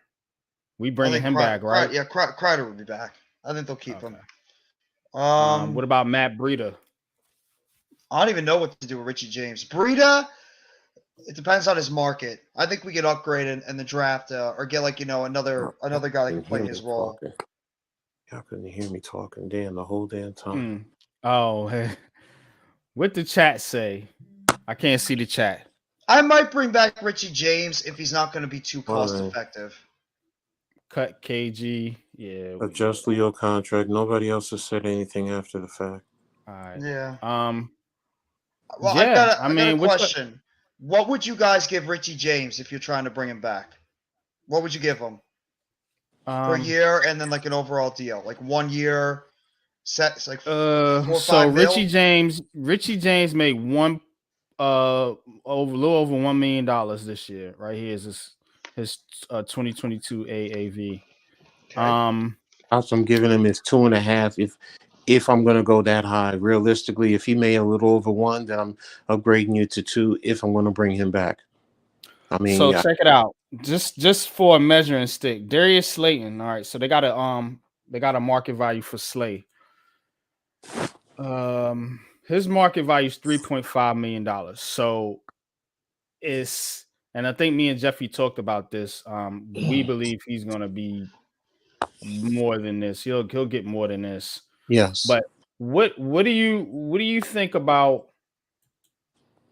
Richie James, and would you give him 2-3 million? The thing is with James, all right, because number one, he's really a slot guy. He's not an outside guy. So that means you're playing behind Wandale Robinson. So is he worth $3 million? To me, no, because you still have Wandale, and Wandale, as long as he doesn't get hurt, if you're looking for that safety valve to fill in, okay, fine. That's why I said tops. I'd want to only give him $2 million tops. So would you? So okay. So I feel like what is Wandale going to be going into the season? Right. Is he That's going what to I'm saying. play? I feel like are we going to know he's going to play? That's the problem. I feel like Okay. you should bring back Shepard or Richie James. I would bring back Richie James just for insurance for Wandale Okay. Robinson. That's fine. That You goes guys into like what I was Shepard saying. though, so we'll just Well, keep Shepard, I guess, no, instead. Shepard right now when is he expected back? Because you're making excellent points. I mean, He's got no value. Richie James is valued for me. Is he made a mill? Okay, based on the way you played this year, I'll double it.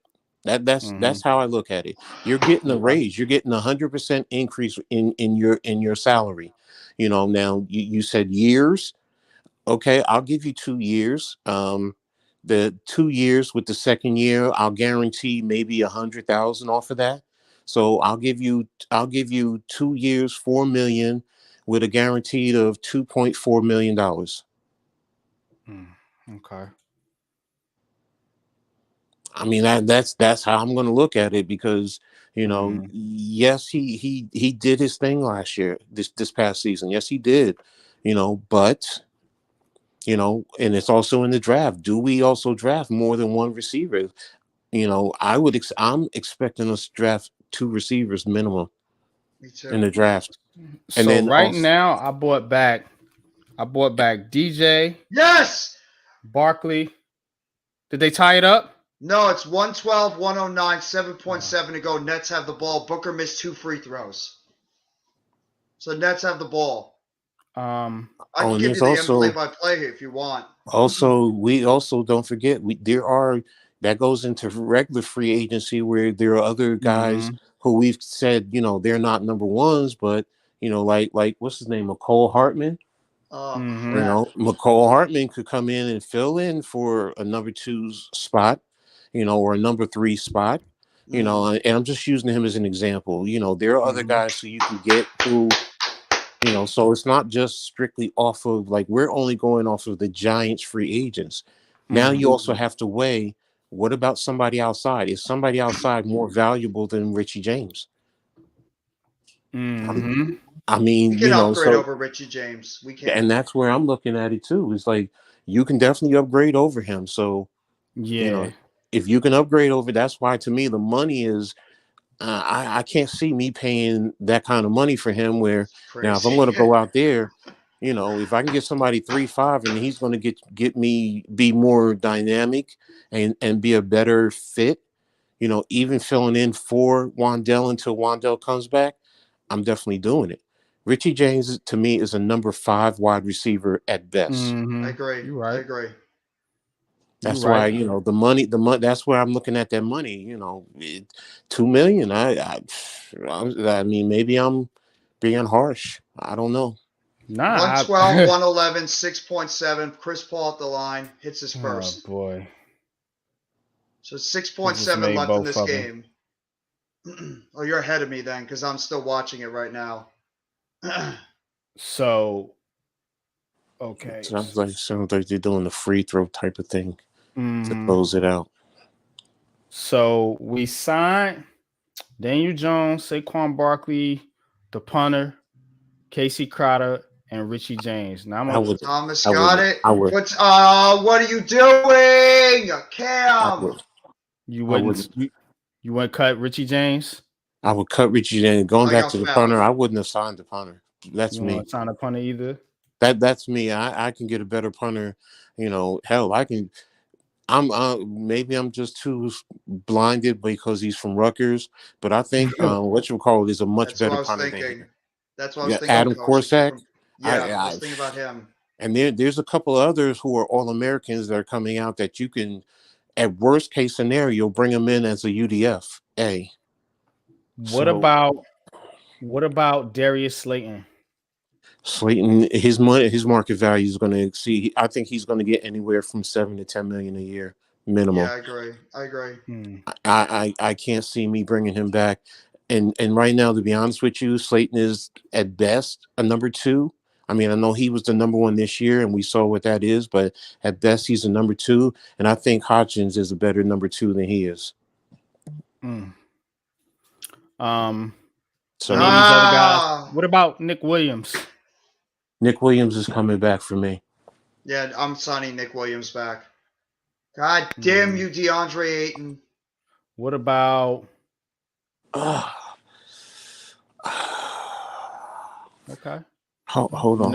I gotta call him. No love for Jahad Ward. I bring him back. Yes. What does he want? What does he want? That's the thing. What did he get this year? I don't think he'll come in much. What did he get this year?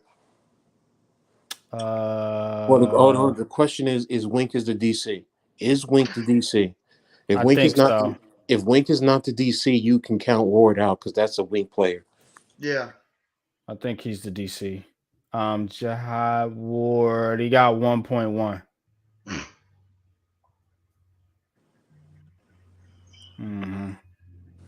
Okay, damn it, this phone. Really aggravating. Damn it! Man. They gave it up. 116, 112. Well, they didn't give it up. They were losing for a good amount of this game. Yeah. And he makes the shot. So Nets lost 2 in a row. God damn you, DeAndre Ayton. Look, you all right. I mean, I understand the frustration, but y'all ain't have KD. You have KD, y'all win that game easily. Sorry. I agree. We beat them though without KD. And that's my point. I mean, give the. They had their whole squad. They had their whole squad, and we had nobody. We had Dinwiddie tonight. We would have won. Yeah, we would have won with Dinwiddie. I agree. So it's look, y'all. What about Breeder, man? Y'all, how y'all feel about Matt Breeder and Fabian Moreau? These are the last 2 guys, man. I'm bringing them in for a minimum at best. Yeah. Breeder. I think you could upgrade from both.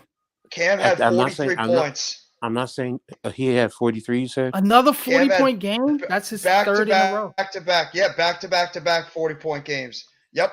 43 points, 5 rebounds, 3 assists. He was 11 of 23 from the field, 3 of 9 from the 3-point line. I'm going to say this. He was at the line 20 times. 20. Because he's aggressive. Learn, Ben Simmons. This is why Leon Rose is not a good. Not Leon Rose. This is his second year, right? Oh yeah, no, you could have got Leon Rose. Yeah, no, I'm saying no, Leon Rose. They could have got him last year, and we took because I knew what he was doing at LSU. He was killing it at LSU. So it's and. Y'all have a hidden gem right there, man. Y'all just need to develop him.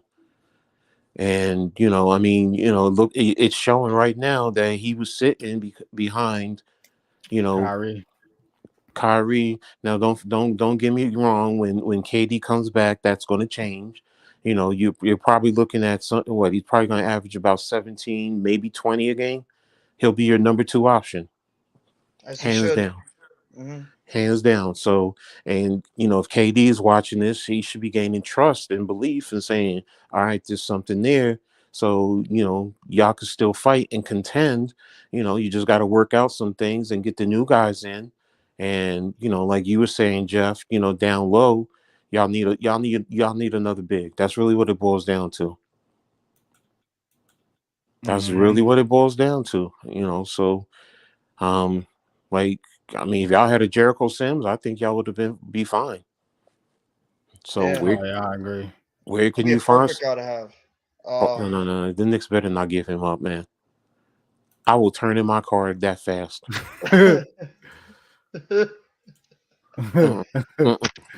Then now Sims is. I'm telling you, he needs to be developed properly.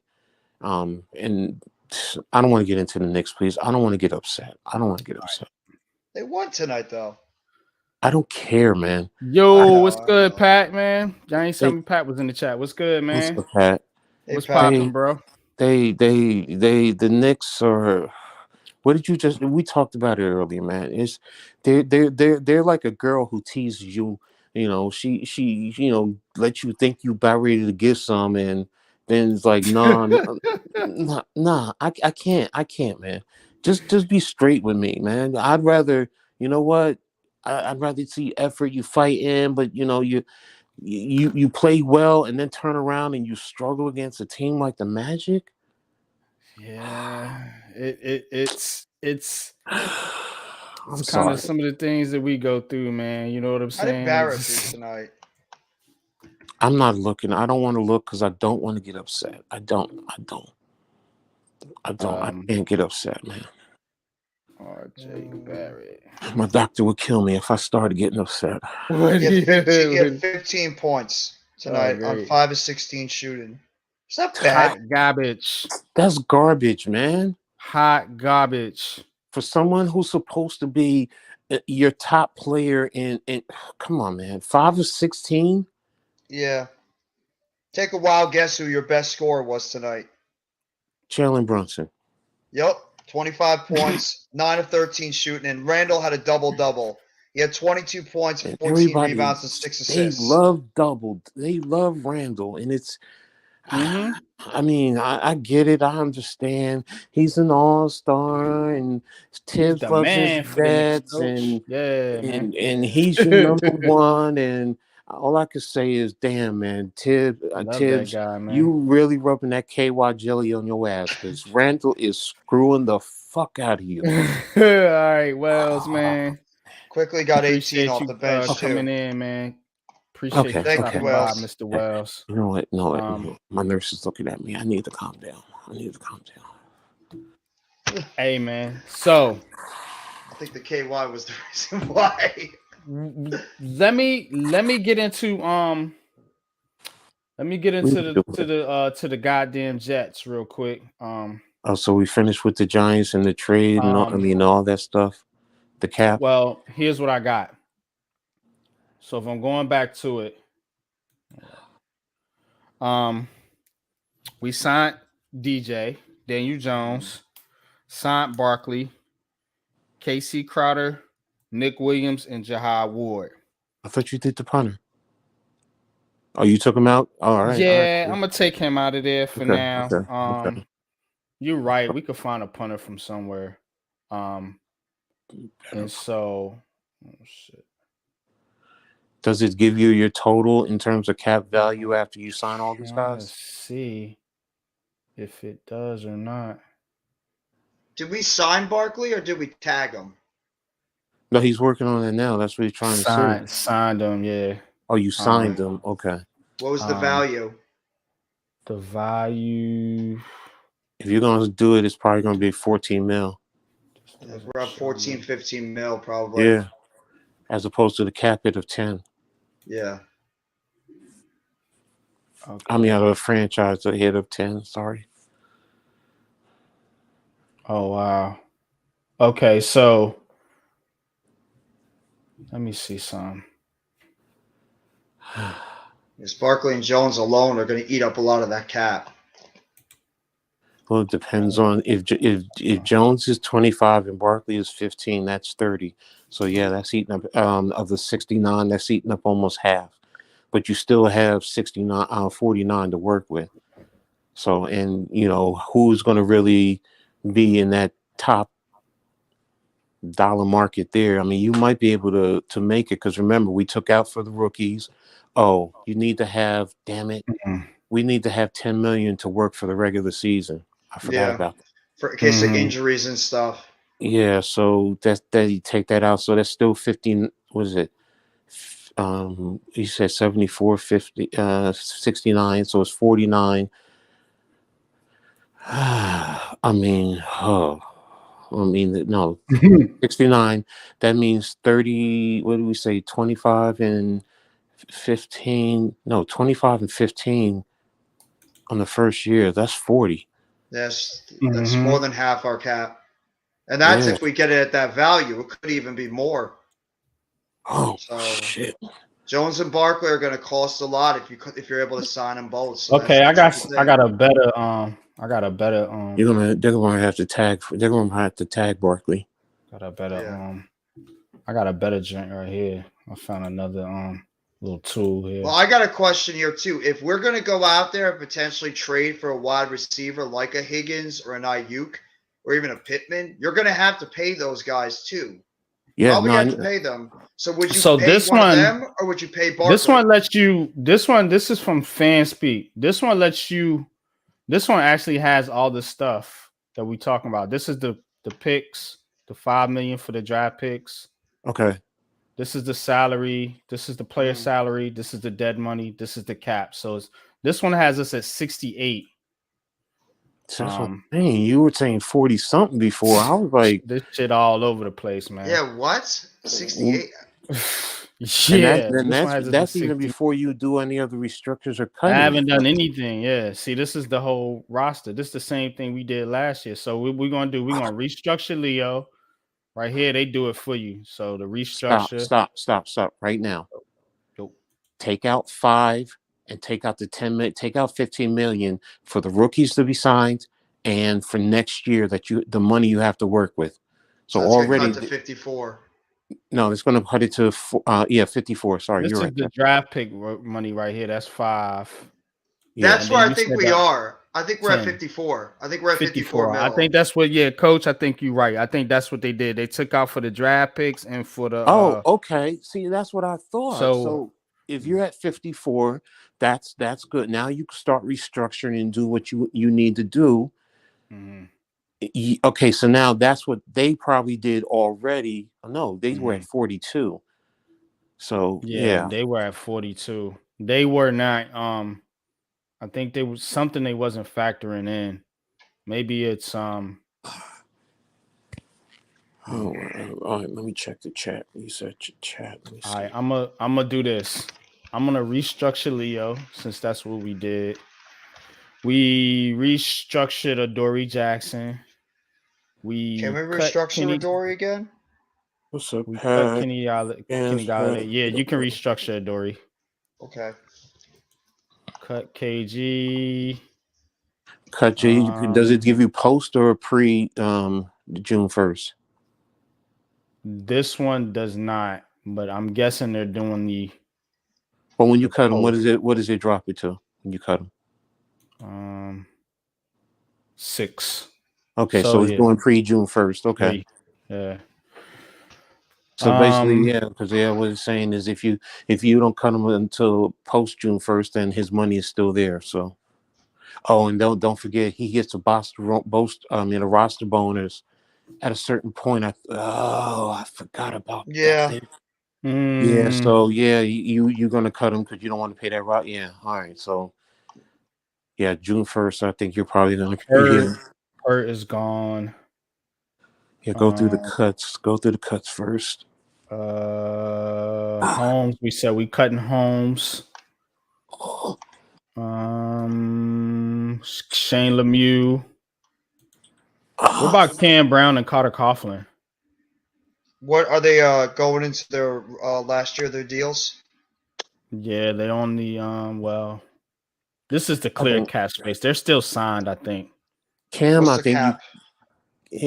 Cam is like $1 million. I think they're both like $1 million. If I'm not mistaken. I think they were both 6-round picks. They're under both 1. 6-round picks. They're under 1 million. Yeah, but it says cap savings. If you cut Cam Brown, you save 2.5 million. Bye. Carter Coughlin, yeah, Carter Coughlin's only 780,000. You keep Coughlin then You as a keep special Coughlin. teams guy. TJ Brunson, 2.5 million. He's gone. Bye. He's Bye. hurt. He's not coming back. He's hurt. I forgot about Brunson. I ain't seen him in a long What about time. Rodarius Williams? What's his value? I mean, what's his cap hit? What's his dead cap? His if you cut him, you save 199. Just 100,000. Him or Holmes? 200,000. Who would you rather keep? You had to keep one. Well, and we get already rid of cut the other. Holmes.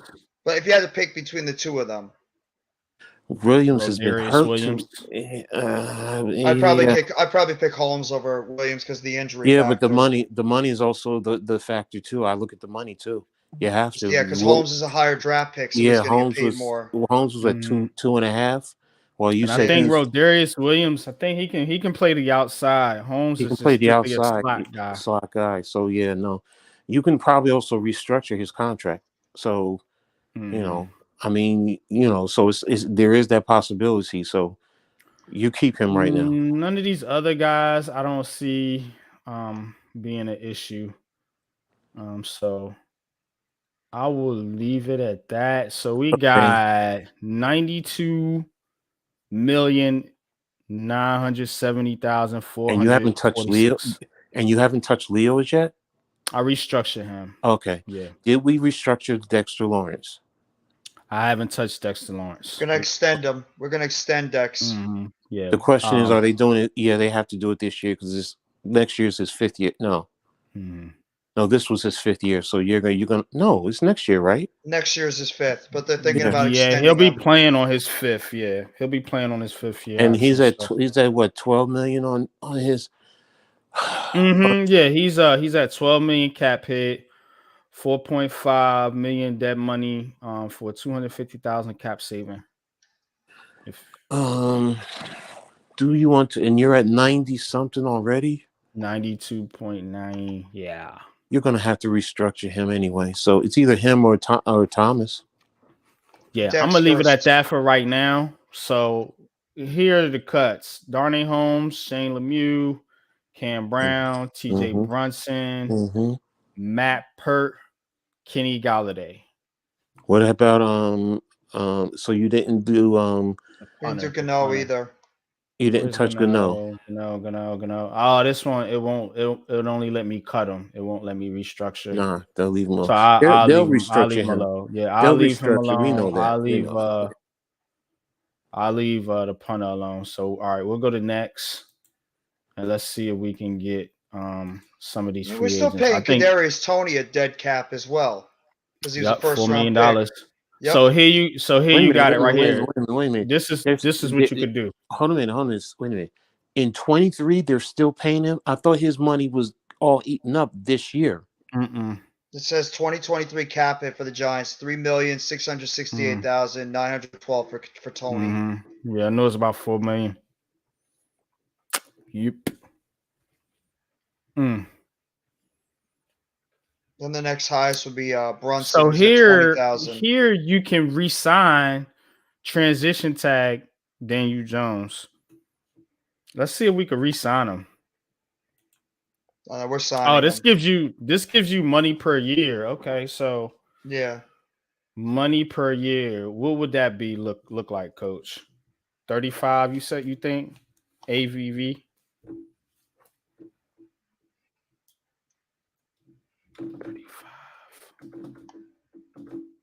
35 million.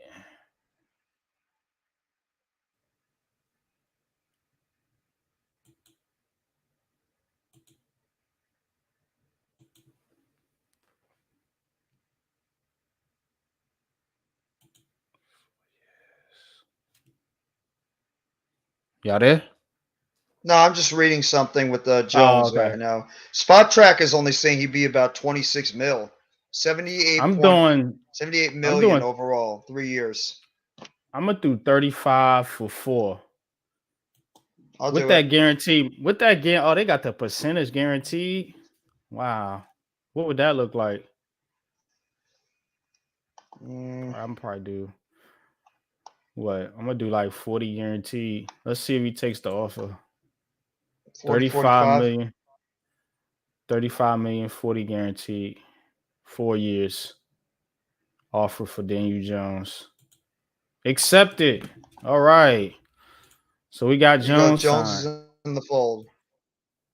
All right. What else? Oh, what do I got? All right. Jones is in there. So we still got 68 million left. Oh, killed our cap, didn't it? All right. So would you tag Barkley then or sign him? Tagging him. Yep, 10 million. So now we have 58. Sorry, Barkley. So here are the guys we can re-sign. Who did we talk about? We said sign What you guys say? Sign? We No, signed. we're not signing Richie Dames. No, I would bring back. Julian Love. You said no. I'd love Casey to. I just Crowder. don't. Kreider, no. James, no. Slayton, no. What about Sterling Shepard? I'm bringing him back. He's got no worth. He's What going to you get gonna pay nothing him? on the record. Minimum. He's going to be worth nothing. He's coming off an ACL, What's back-to-back the years minimum? injuries. 900,000. Yeah, he'd take a minimum. That's nothing. It's peanuts. I'll bring him back. All right, I'm gonna give him 900,000 1 year. How much guaranteed? None. I mean, you probably have to give him like a little bit, but not a lot. Not with a guy coming off 2 serious injuries. I give him 30%. That's fine. That's fair. Yeah. See if he takes it up. He don't want it, man. Dude say he trying to get a bag, yo. Okay, Shepard. Yeah. What Shep's not getting any bag. We'll offer him You know what? 1 Screw million. it. Give him the. I give him most of it. I mean, is it really going to hurt the team? Like less than $1 million. I give him most of it at this point. It's not going to kill the team. 70%. You want it? He accepted it. All right. There you go. Shep is we back. got Shep. We got Shep back.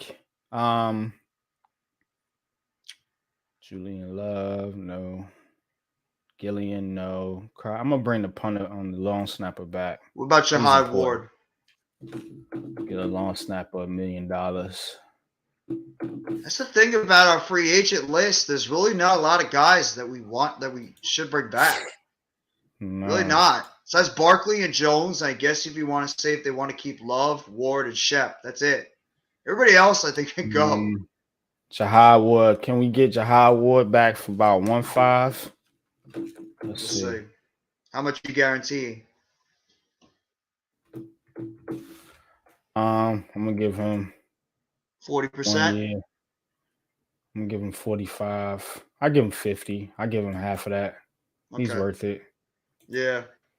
He rejected it. All right. We'll give you more guarantee. 55, 60. Yeah. Let's give him 70%. So yeah, I think he'll take it. $1.5 million. Nope. I think this dude might want more money. And I don't know if I want to go 2 million with this guy. No. We'll do 1.6. Well, 1.75. Like right in between 1.5. Yeah, 1 between 1.5 and 2 mil. And then give him like about 65, 70% guaranteed. Might be a little nuts, but he is a good rotational depth guy that was helped. Well, I mean, how many games did Ward miss this past season? Did he miss any? Don't think so. Yeah, I'd keep him because you can't trust Ellerson Smith. He's missed 2 years. Zimenez won't be here. Obviously, we'll draft probably another guy. Ward's a good depth guy. I'd bring him back, especially if Wink's going to be here, which it looks like he's probably going to be here. So yeah, I say Wink's here. Kafka maybe not. Looks like Kafka's on his way out. All right, he took 2 million, so we bought him back. Okay, so we got Jones, Barkley, Shepard, and Ward back. Jones, Barkley, Shepard, Ward, and Crowder. Crowder? Yeah, Casey Kreider. Kreider, the long okay, snapper. Casey Kreider. You didn't bring back the punter though. You didn't bring back Gillen? Nope. Okay, Deuces Gillen. What about Nick Williams? Yes. I think Coach said bring him back. His value is going to be a little lower coming off an injury too. So 1. The injured guys are easier because they're coming off, they weren't healthy, so their value is going to be a little lower. I don't know about Williams. I think had a bicep injury, so it's not as bad as a Shepard. That's why Shepard's the easiest one to deal with. He's coming off an ACL. Nobody's going to want him. So we still got $53 million, man. After doing all that, You know what I'm saying? After doing all that, You know we what? still Let's experiment with got Love. Why not? Let's experiment with him. If okay. we have Let's still see have if we that can much, we had enough to bring back Love. What would it let's see take if to we can bring get back Love? let's see if we can get him in there. We'll start at 7 mil. Let's see, 7. Because I'd do that for Love. The dude is an important How player and many he's years? healthy. 3? Yeah, 3 I'll years, say seven 3. seven per. So about 21 mil total. 45 guarantee. Let's see. Oh, he took it. Okay. See? Wants to be a Giant. Welcome back, Love. I think it's a Yeah. good deal. We got Julian Love up under the cap. I'm happy now. I got our guys back. The ones I want back, they're back. So and we still got a lot of money to play with. So I'm just gonna write this down right quick. that's 'Cause not we're gonna including kick the this. rookies and the rookie deals and the 10 mil we need in the season, or is that already been factored in? I think that's already been factored in because right here it says reserve for draft picks, 5 million, and then right here it says carryover 5.25. So I think that's what, and then you got the dead money, the 3 million, 3.7. Yeah, it's not in fact it's not out of the question that you're going to still have a good amount of money and you could bring I back think, Jones, yeah, Barkley, and Love. I think they can do this, man. And that's why I Love's want to do value's this not that little. high. That's why I want to do this little experiment, man. So we're gonna Yeah, say we're gonna say because I'm gonna do this whole off season with y'all. Cause yeah, I know a lot of people talk about this and talk about that, but they don't never really go on here and look at things like we do. You know what yeah. I'm saying? So we still got almost $50 million to spend. And I just re-signed I tagged Saquon Barkley, which signing Saquon can get this number even higher if you know what I'm saying, depending on the Which I cap think they hit. will. They might negotiate a deal with Saquon Mm-hmm. because under the cap they'll give him still a little time to sign him to a long term deal. But before I think it's July 15th is the tag deadline to sign him Mm-hmm. to a deal. Before that's it, you have to play on the tag. So Yeah. Yeah. we could go after like a Tremaine Edmonds or a T Yeah, Higgins or something. we got Barkley, we got Jones, we got all the main guys locked up. Julian Love bought Nick Williams back, bought the long snapper back, and everyone's fan favorite Sterling Shepard. So we still got this much money left, y'all. So I don't know what these dudes is talking about that you cannot do sign people and get them up under the cap, man. You know what I'm saying? So we're gonna come back to that next week. And see what we could do with this, man, because that's what I'm talking about. We're gonna do a whole off season. So we got all our guys back in this one off season right here. We brought back Daniel Jones, Saquon Barkley, and we gave them good contracts. What we give Jones? 35 million. 35 mil over I think 4 We gave years. Julian Love 7.5. We gave Jahar Ward 2 million. We gave Sterling Shepard $1 million. We gave the punter $1 million. So, we did not this isn't like some out of the box exercise. This is within reason that these guys could possibly make on a contract. You know what I'm Yeah. saying? So, And your locker room's still in good shape too, because you bring back all the guys that are key figures in that locker room, so it helps out. That's the biggest win. Bring back Love, you bring back Shep, you bring back Barkley, Ward, Jones. They're the biggest, biggest voices in that locker room. And like Coach and I have been saying, you need those guys to help out this team going forward. Your leaders. You can't keep letting your captains and leaders walk out the door all the time. So I think we could pull it off. I think we definitely could pull it off and still improve this team. So a lot's going to depend on like those other deals, like Leonard. If you're going to extend him, or you're going to restruct Adoree. You got to restructure Leonard. What did we do? We restructured Adoree Jackson. Did we extend Dex? Graham Gano. We didn't even touch Dexter Lawrence's deal. I think we're going to extend Dex. Well, we're going to extend Dex. Thomas, they'll probably wait until that's going mid-season. to open up more money because Dexter Lawrence is accounted for $12 million on your books this year. I'd extend so if him. you extend him. You can get that number down to 6 or 7 or 8, and Yeah. you got more money to play with. This can be done, y'all. This is very, very doable. And I mean, signing Barkley, Jones, everybody on the team that you guys want to bring back, and going out and trading for a wide receiver and getting a guy like Tremaine Edmonds. Shane is I very think we good can at do this it. kind of stuff. He's good at this kind of stuff. He's very good with maneuvering around the cap and pulling off these types I of think we can deals. do It's it. just a question of the real question is we did this on a simulation.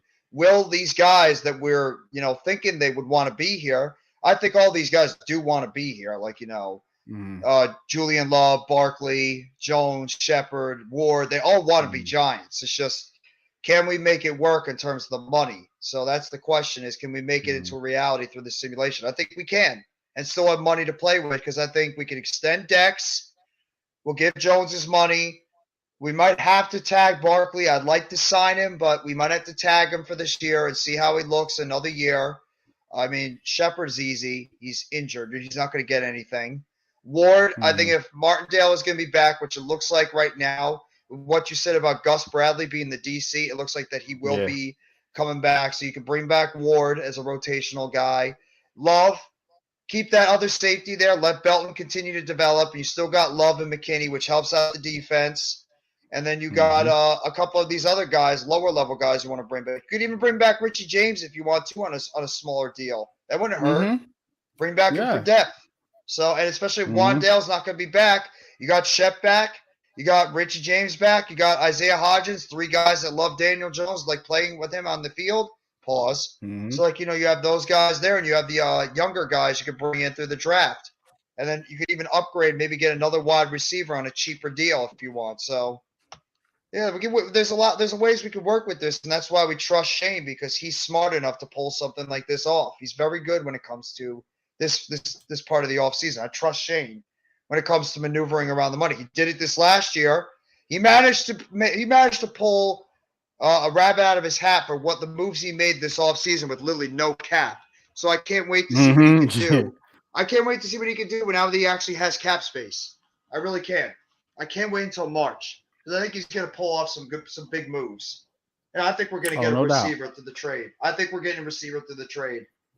I do. I think we possibly could. Like I said, there is a lot of options. I don't feel like the Giants should be pressed in any situation. I do feel like they do have, kind of, the upper hand this offseason where they don't have to force nothing. No. You do not have to force trading for a guy or spending a bunch of money on any of these guys. You do not have to force it. You know what I'm saying? We are in a good spot finally for once.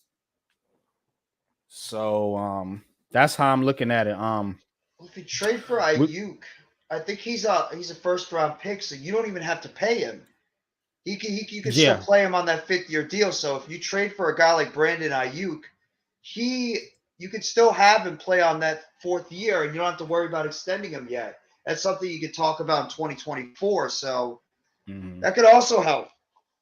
He says Wandale claims to be ready. I don't know, man. I don't think so.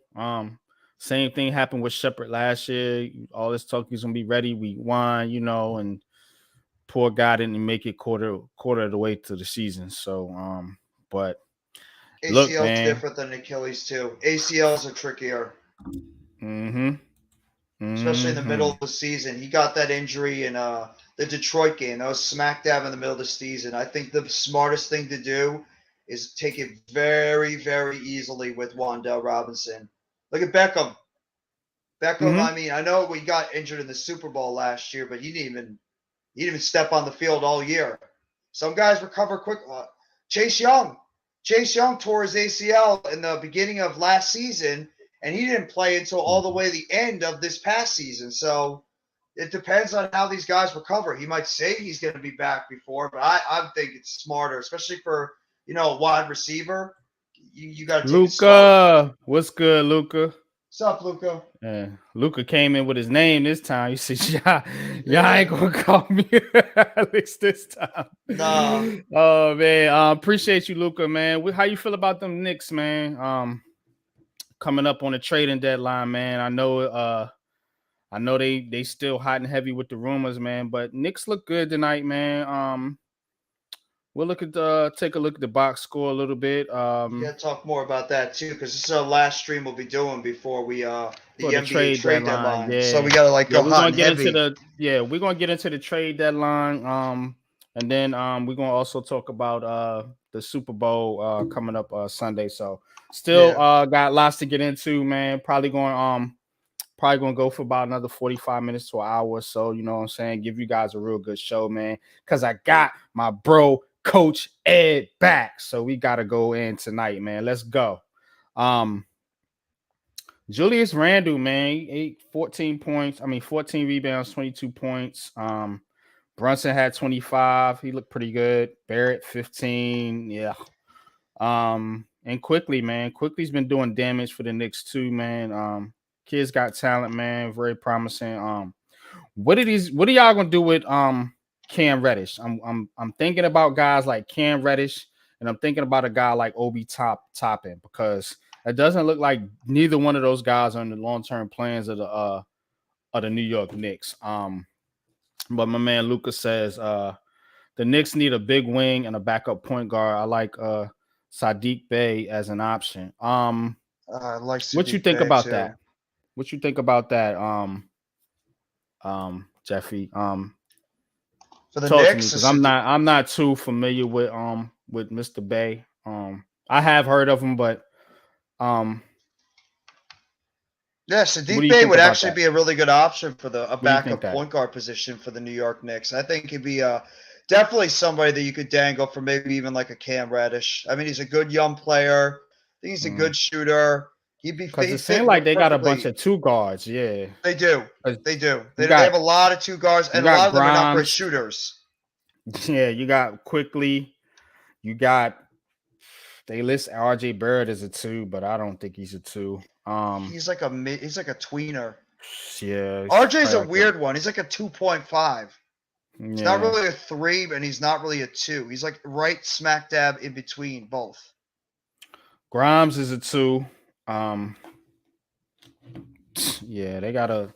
I like Grimes still a They lot. got They Grimes. gotta keep that kid.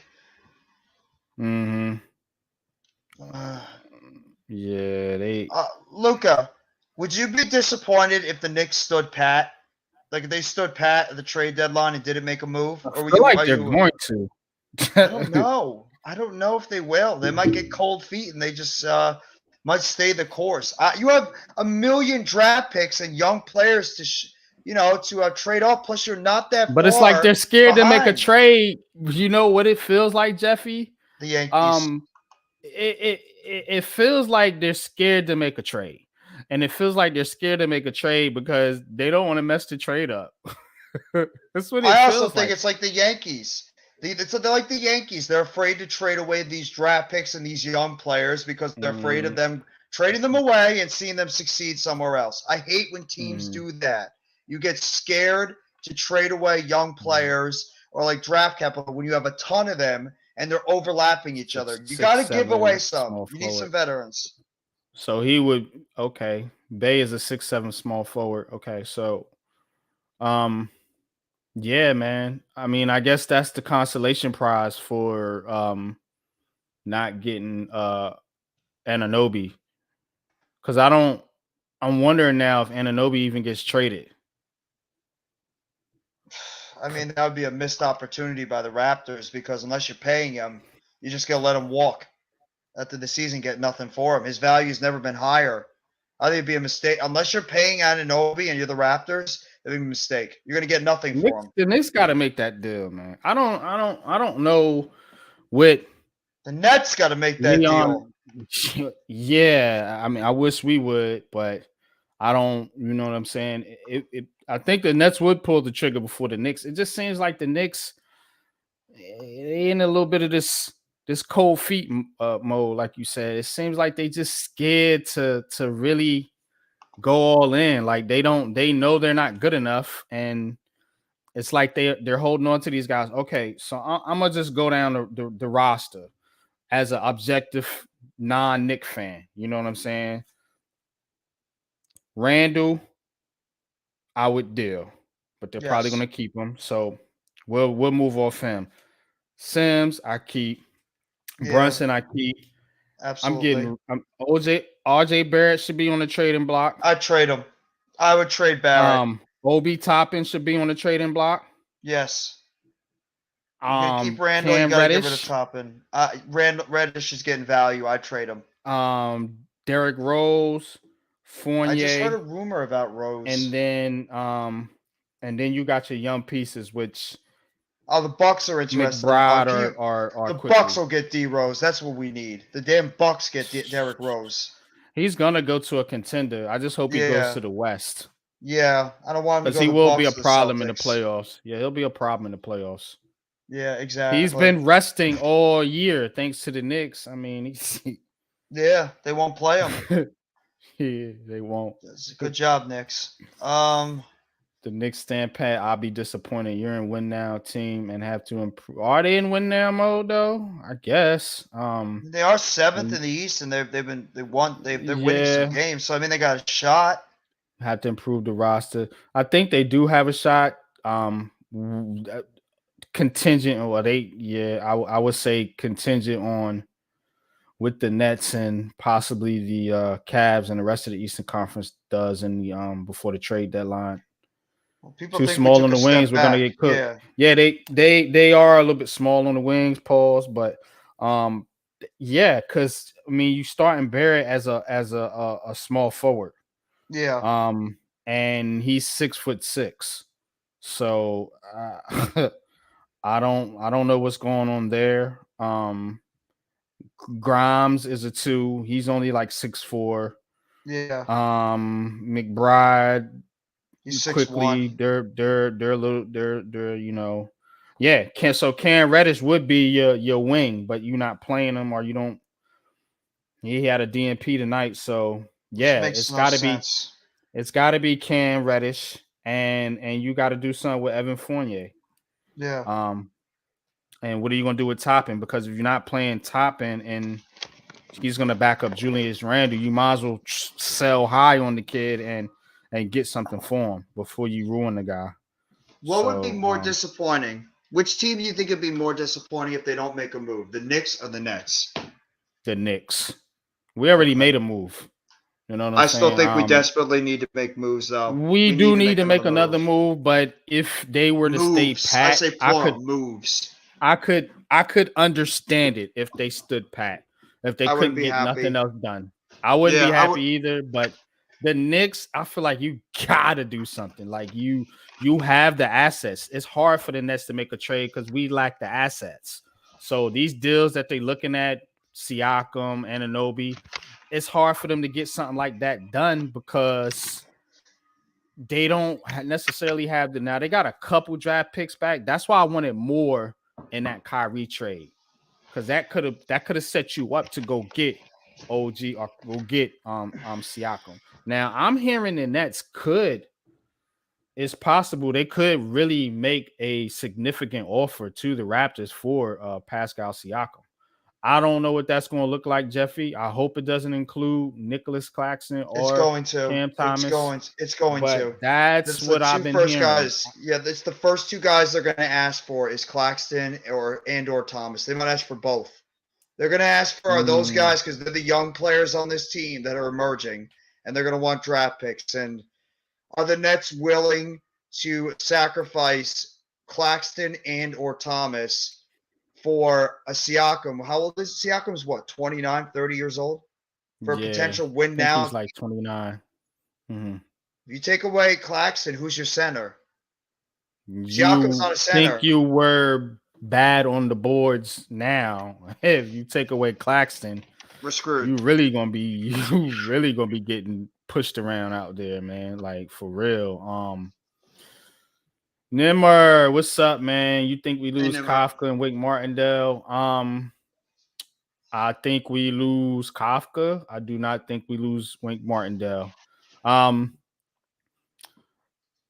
know this might be a slight, and I don't want to ruffle no feathers, but maybe he just wants to coach Kyler Murray. I don't see Arizona being a good fit for any head coach Neither right of them now are. because that team is a Also, mess, man. yeah. Is Kyler even Um, playing next year? who knows, man? He can't read the playbook, so they And he say. tore his ACL late in the season, so I don't even know if he's even. I don't know why you would want any part of that. And they got guys retiring. D Hop one side of there. Good luck, man. I mean, and then you got to play the Rams and the 49ers and Seahawks. Woo. Okay. Some people just want to be a head coach. His Some people just want to be a head coach. ass will be right back on the bench, probably working for Brian Dable again. No, I'll probably next go year. right back to Andy Reid. Go back to being Yeah. his maybe his new OC over there under Andy. Yeah, I could see that too. Lucas says, would you guys trade Claxton if the Raptors give you back Chris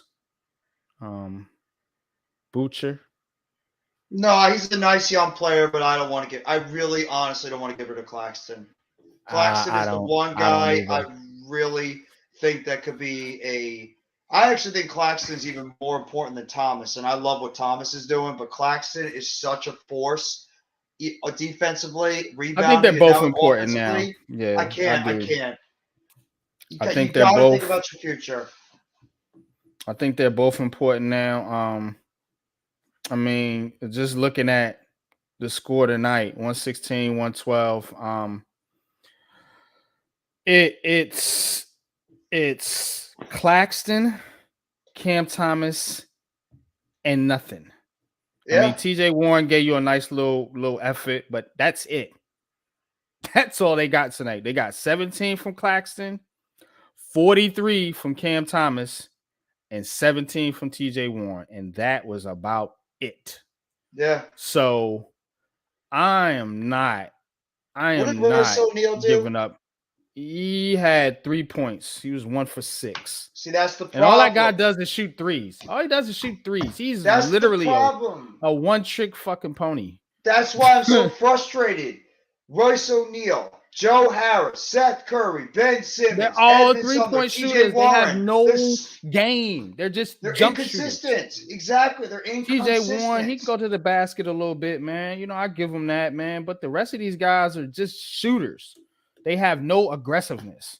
That's why I like their Cam job. Thomas. They're supposed to be shooters. You know what I'm guys saying? To drive the basket and you got a bunch of them. You got and they're not getting their shots. So then you'll right. be a shooter if you're not hitting them. You're useless Joe Harris, out there. 3 for 8. Royce O'Neal, 1 for 6. Mills, 0 for 5. I'm so disappointed and in Sumner Joe Harris. was 1 for 4. I'm so disappointed in Joe Harris. I put a lot of stock that he was going to have a bounce back year after that injury, and he's like been a non-factor. I mean, him, Simmons, Mills, you're paying these guys good money, and they're doing nothing. I mean, you're wasting money on these guys. It's like they shouldn't even be on the court right now.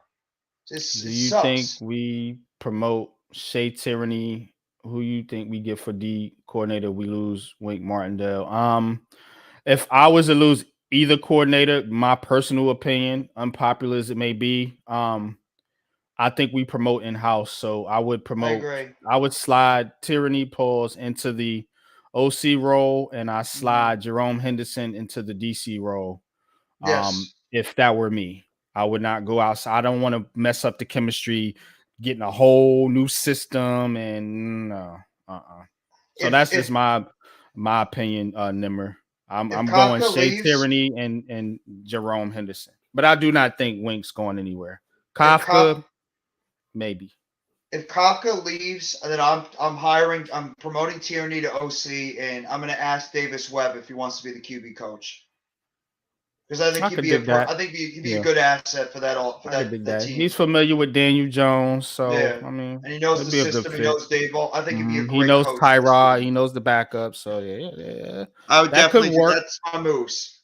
Defensively, if we do lose Wink, Jerome Henderson would probably be my first one. I would say Shea Patterson I'd look at, or maybe even Cox. I like Brian Cox as the linebackers coach, but Probably Henderson. I promote in terms of like who takes his spot. I mean, I guess you had to look for somebody because I don't know who would be a good fit. Yeah, you probably go get a guy from the college ranks maybe that wants a Yeah. promotion or something. It wants Dable, to and be- they have they have a lot of Mm, connections down in the college ranks, so they'll probably yeah. pull somebody from there. But I don't want to bring in a whole nother defensive system in here. No. I don't even want to bring in Yeah, a I whole don't nother know. offensive system. I don't want to do that because Tierney might want to do a different offense than what Kafka was doing. So I hope I both come think back. I don't want to change anything. from what I heard is more of Dable's system, and Kafka's just more of the play caller. So that's what I heard. There was rumors saying that Dable kind of enforced his will a little bit more on Kafka, maybe in the middle of the season, when we were having some struggles. So and Kafka does have a lot to learn, but maybe it's not all that great with him, and because this guy has been desperately looking for a job. I mean, he's in interview with damn near every spot. He's in demand because So, of how Daniel Jones looked and how Saquon Barkley stay healthy. That's but why Daniel Jones, according everybody's to saying Daniel everybody Jones else, sucks. Daniel Jones is trash. He Well, sucks. there you So go. I That's don't. why everybody wants Kafka because of what happened with Daniel Jones. Now Daniel Jones is like the greatest thing since sliced bread to a lot of Right. these analysts. Now they like He all think Daniel says Jones is a top 10 quarterback. Joe. Oh, that's the guy that. No, I don't want to part of No, him. I don't want Joe Brady. No, He was with Matt Rule over there in Carolina. I don't like his. I think he was. Let him go Yeah, back to Michigan in college. he was in Michigan, I think, and then he came out of college, joined Matt Rule. Matt Rule fired him, and I think he went somewhere else.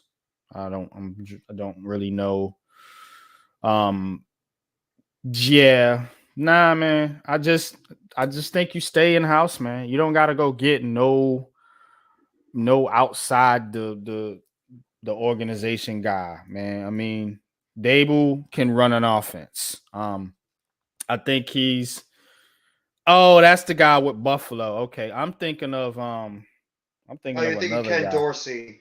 Dorsey, that's who I'm thinking about. Joe Brady. I don't think they let him go. No, Isn't he Buffalo's their not letting go of Ken OC? Dorsey. Yeah, they're not letting go Ken Yeah, they Dorsey. not letting him go. The Hell only no. way he's leaving there is if he gets a head coaching job. He's not Mm, not bringing him back just to go from OC to OC. mm-mm. I agree. I don't see it happening. Um, but yeah, man. What do you what do you think about I'm gonna switch over to the Jets here for just a quick second because I wanna look at something real quick with this squad. So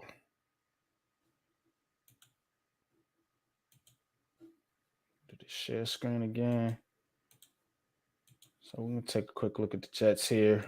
Um, 3 ways. This is from the JetsPressFanside.com. So if you guys want to look at any of these articles, I pull up 3 ways the Jets can use their 2003 first round pick. So tell me if you guys agree with anything in this article here. So this is the I just want to say this real quickly too. I just want to send my prayers out to the legendary Jerry the King Lawler, WWE. He recently just suffered from a stroke recently, and he had to be rushed to the hospital, and he had to undergo immediate surgery after suffering a stroke. So anybody that has watched wrestling since the Attitude Era knows who Jerry the King Lawler is. Even the famous little bit that he had with Andy Kaufman, the former comedian. And I mean, just have to send my prayers out to the king. So luckily he's doing a little bit better, but I just wanted to put that out there. Just prayers out to the legendary Jerry the King Lawler. For sure, man. Shout out to Jerry the King Lawler, man. He's one of my favorite announcers. And he's still part of WWE too right now. WWE, yeah. I remember him definitely, man. 2022, yada yada yada. All right, so The Jets have the 13th overall pick in the 2023 draft. Let me know what you guys think about. They're giving them 3 options to do with this first pick, this overall 13th overall pick. So here are the 3 options for the Jets. They draft an offensive lineman. Injuries may have plagued the team, but the Jets' offensive line was far too inconsistent. Vera Tucker, Laken Thomason are the only certain starters for the Jets up front next year. Ooh, there's a huge gap to fill with Mekhi Becton's uncertain future and Dwayne Brown approaching the end of his career. Fortunately, there are a host of first-round talents at the tackle position in the upcoming draft. They give you some names. Broderick Jones, Paris Johnson, and then Peter. I'm not gonna try to pronounce that name. Skoronski. Skoronski. There you That's go. the guy. Honestly, I don't even need to look at the other 2. That's what the Jets need to do. The Jets badly need. I talked about this with Luca when I was on his show this past Sunday, and I'm like, dude, you got to go after this Skoronski kid. And you badly need an offensive tackle because you just said it. Becton's unsure. Fant is a free agent, and Brown is a free agent and could retire. So you put in a guy like Skoronski out of Northwestern at that left tackle position, that could solve a lot of their problems over there on the left side because they need a blind side protector because you cannot do it again and put your faith in Mekhi Becton to stay healthy. You tried that twice and it burns you. 3 times is not going to be the charm. So you got to get a tackle. That's for me, I don't even need to look at the other 2. It's tackle for the Jets. It's tackle. Okay. Yeah, they need a tackle. They going after free agent like Orlando Brown Jr. would be too costly. So the Jets do upgrade the offensive line. It would be wise to do so in the upcoming 2023 draft. Of course, it says Skoronski's name has been linked to the Jets in recent mocks. 6'4", 315-pound tackle from Northwestern would be a perfect fit on either side of the offensive line. Yeah. Or go get you a QB. No. Okay, get your quarterback and let him play behind that offensive line. The dude will be David Card. Go ahead. Do it, or I'll be Andrew Luck. Says the Jets used their first-round pick in a trade for a QB. With Zach Wilson's career potentially over in New York and Mike White now viewed as an unvaluable option, the Jets are most certainly going to make a change at the position in the offseason. Could this be through the draft? All fingers are pointing towards the Jets adding a veteran in free agency, but they could use the 13th overall selection to help their QB search. There are 2 options for this prospect. The first being trading for a proven quarterback already in the league. Derek Carr has been linked, and it wouldn't cost a first, but Lamar Jackson would. His name has been mentioned as a possible target with his contract situation up in the air. The Ravens will almost certainly franchise him regardless of whether a deal is struck, meaning a trade comes into play. So that is something to watch, guys, the Lamar Jackson situation with the Ravens, because I've been hearing a lot of smoke that they want to trade him. So the Ravens want to trade Lamar? Yeah, I've been hearing a lot of. See, look right here. Jason Lockenford reported on Sunday executives he has spoken to strongly expect the Ravens to tag and trade Jackson this offseason. The Jets would have to spend big on Jackson, but he's a player who would completely revolutionize the team. Aaron Rodgers and or Jared Goff could also be on the market. The second is a trade up in the draft to take a QB from college. This is unlikely given the need for a win now addition, but it could work if the Jets add a veteran on a short-term deal. It says they would be in position for a player like Anthony Richardson. Admittedly, both options will cost an awful lot, far more than what General Joe Douglas would like to part with. Regardless of who it is, New York must go all out to find someone better than Wilson and White taking the franchise to the next level. I agree. I totally agree with that because you do need a QB somehow. Now, you can go out, get Derek Carr. Maybe you go for Lamar Jackson, or maybe you don't, and you go get you like a low end veteran, like Mariota or somebody like that. But you got to get Or somebody. Jimmy You G. got, yeah. Shit, is the 49ers even, or is he a free agent now, or is he still under contract? He's still under He's a contract. free He just agent. signed. The 49ers said they're not going to bring him back, so it sounds like they're going to let him go. They said that It's like, shit last year. So no, I but I had to think see it to believe it. it depends Do on you think they believe in Trey Lance? well, it's They also got to give him Purdy a too. shot. They It's got also to give Purdy it, too. but they got to give Trey Lance a shot. He ain't even played. Do you have to? They tried playing him, and the dude either couldn't stay healthy, or he was not looking good. He looked like Zach Wilson. I mean, honestly, Zach Wilson or Trey Lance, I don't have faith in either one of these guys. That the Yeah, answer. I don't either, to be The honest dude's with you. raw as hell. I'd rather trust Purdy than I do Trey Lance, because Purdy showed me more with the 49ers than Trey Lance did. I have no faith in Trey Lance. You could try it just because you traded for him. Here's the third option. The New York Jets could use their first round pick on another offensive weapon. No. I don't know why they would do that, but no. Don't you have enough? Yeah, I think the Jets are spoiled with wide receivers and tight ends and running backs and stuff. It says outside of Garrett Wilson, the Jets wide receiver room is mediocre at best. Oh, I disagree. Elijah Moore is very good. Corey Davis, Elijah Moore, Braxton Berrios, and Denzel Mims, all featuring sporadically. The team needs another talent wideout to help take the pressure off Wilson's shoulders. Wilson? That's BS. Who says he's going to be the must be the damn shame. It's Garrett Wilson. No, it's BS. The Jets, Elijah Moore's good. They just never passed him the football because of the whole BS that happened, with him demanding the trade and then the making him inactive. That kid's got talent. They just never got him the football. I disagree with that. He's good, Elijah Moore. He just never got an opportunity to get the ball. So they put him on the outside. He's a slot receiver, and they try playing him outside at times instead of in the slot primarily. So, yeah, I don't agree with that. They linking Hopkins to the Jets too. Hopkins mentioned as a player could possibly be on the move. That'd be a good pickup. A veteran wide receiver to play with Garrett Wilson and Elijah Moore. Mm-hmm. That'd be a really good three right there. I think that'd be a move I would do. I damn sure wouldn't use that 13th pick on a receiver. So out of these three options, I probably go with the lineman. I'm with you. Yeah. But damn, they do got to do something at QB, man. That's an interesting situation. If you go quarterback, wouldn't you just be like the Bengals, where you have all these great talented weapons and you have a good quarterback, but you don't have a line? And look what happened to the Bengals. It bit them in the ass in the end. The offensive line did them in again. Mm-hmm. So they need a line. They need an offensive line. You can't. And we always talk about saying it.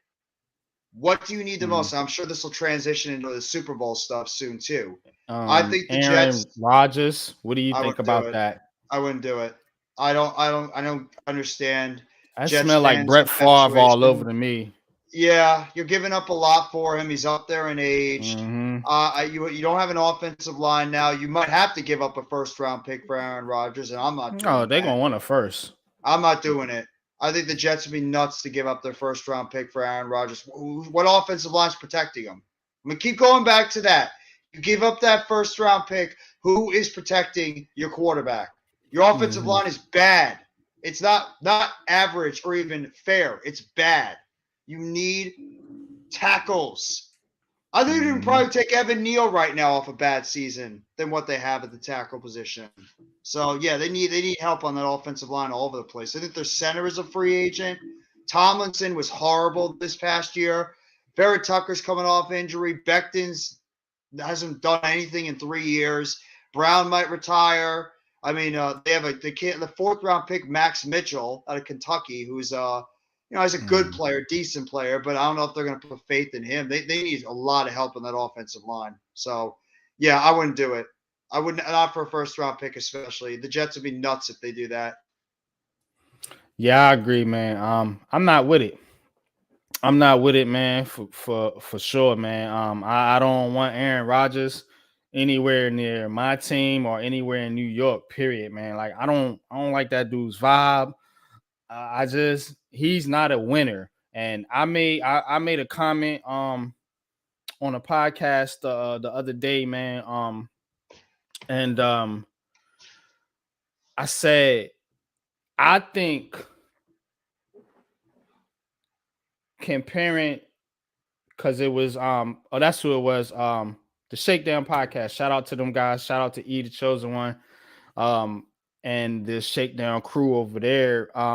Made a comment. I said that Daniel Jones, to me, if you're looking at quarterback for like quarterback versus talent, okay, follow me.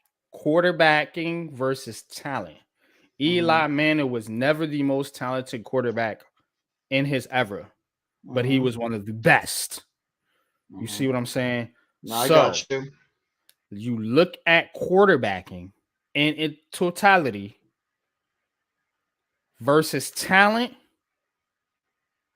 I think personally, Daniel Jones, maybe not off this season, but projecting forward, I think he can be a better quarterback than Josh Allen. That's my unpopular opinion. I'd have to see him do it. I'd have to see him do it in a year, next year. I still think Josh Allen, if Josh Allen could stop turning the damn football over every second, I still think he's a better quarterback than Jones. This is the talent, and the dude has it in him. He's just got to correct the turnovers. Does he have it? He might not be wrong. I don't know if he has it. No, the only quarterbacks I say have it, I'd probably say are Mahomes and maybe Burrow. I think they have it. Tudo, what's good, Tudo? Hey, Tudo. Salutes and respects to Big Boss NYG, Jeffy, Luca, Nimrod, all diehard Giants fans in the building. Slap all stinky boys, losers out the door, forget about it. What's good, Tudo, man? You know what I'm saying? I hope you're getting better, man. You know what I'm saying? Coming off that injury, man. Hope you get some rest, man. Hope all is well over there with you and your squad, man. You know, we always pulling for you over here, man. My dude, man. Yes, sir. I'm gonna be honest with you, man. The way I feel, the way I look at it, and I know this is like reactionary, but just follow me, yo. I think Jones plays better in the clutch. I think he's better at not turning the ball over, which is something you're going to need to do in playoff games, in Super Bowl moments. He's shown a propensity of having to come back from games without a loaded or talented roster like they do over there in Buffalo. And it's a good thing to see somebody work through all this noise in New York.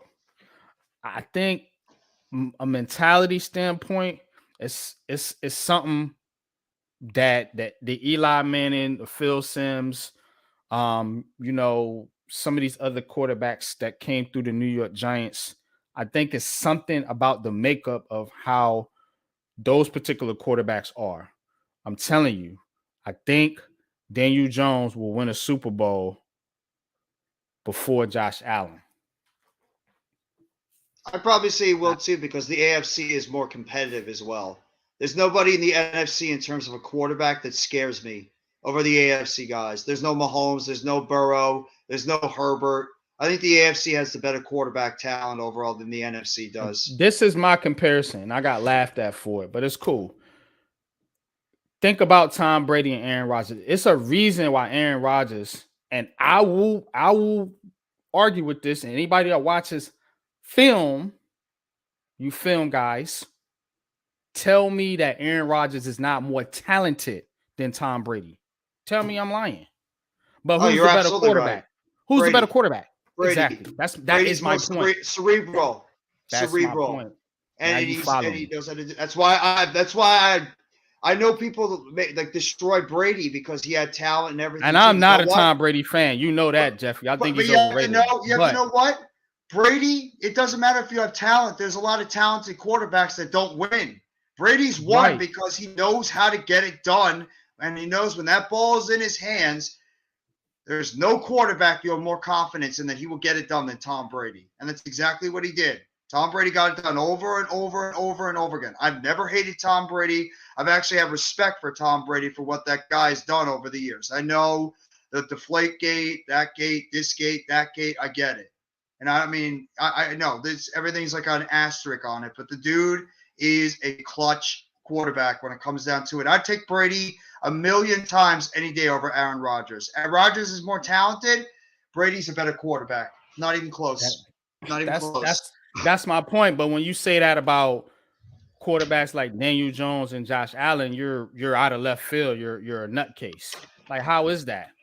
Because people don't believe in Daniel Jones. They don't believe in Daniel Jones. They think this is a fluke.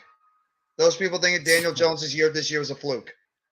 Well, just saying. If you think it's a fluke, wait till next year. That's all I'm gonna say. Because I think they're gonna load up, pause, and really come out the gates next year gunning for a fucking championship. That's what I think. I think they smelt it this year, but they knew they wasn't ready. I think this year, like you said, I think they're gonna get they receivers. They're gonna get beef up these lines and come out swinging, man. You know what I'm saying? Give me depth. That's what I want the most. Swinging, give me depth. That's what I think they do. Tudor says, "Big boss, thank you. Nothing to worry about with pro rugby players like NASCAR, race cars, race to the max, banged up hard, fix everything while we can, get back in, pitch, and do it all again, man. I feel you, man. The life of an athlete, man. I too was once an athlete too. Though, man. I played basketball up until I was about 16, 17 years old. We played not professionally, but in tournaments, travel tournaments. So I know the grind, man. I remember being in the park, man, every morning, man, working on my jump shot, just constantly Me too. Shoot threes in the park, man. You know what I'm saying? At night, in the dark, man. I figured if I could hit them in the dark, I damn sure could hit them in the daytime. So yeah, I know that grind, man. So, man, that's why I respect you, man, and all athletes, you know what I'm saying, regardless of what they do, man. So that's why I love sports, man. I love competition, man. I love it, man. Same thing. I was a former athlete too. I played baseball, soccer, and basketball, so I know exactly about the grind of being out there and improving your jump shot, improving your swing, your glove. I was never really a good soccer player, but I tried. But just going out there and practicing over and over and over again. So yeah, I completely respect what you're talking about. And it's the same thing like with both you guys. I love sports and it drives me because being a former athlete, I understand. Like you said, we ain't American football players to find an excuse to sit out, get paid. At 50% ready, we show up to fight into the max. We show up with grit and determination every battle. Nothing will stop us. That's the mentality you got to have, man. You know what I'm saying? That killer instinct, that dog.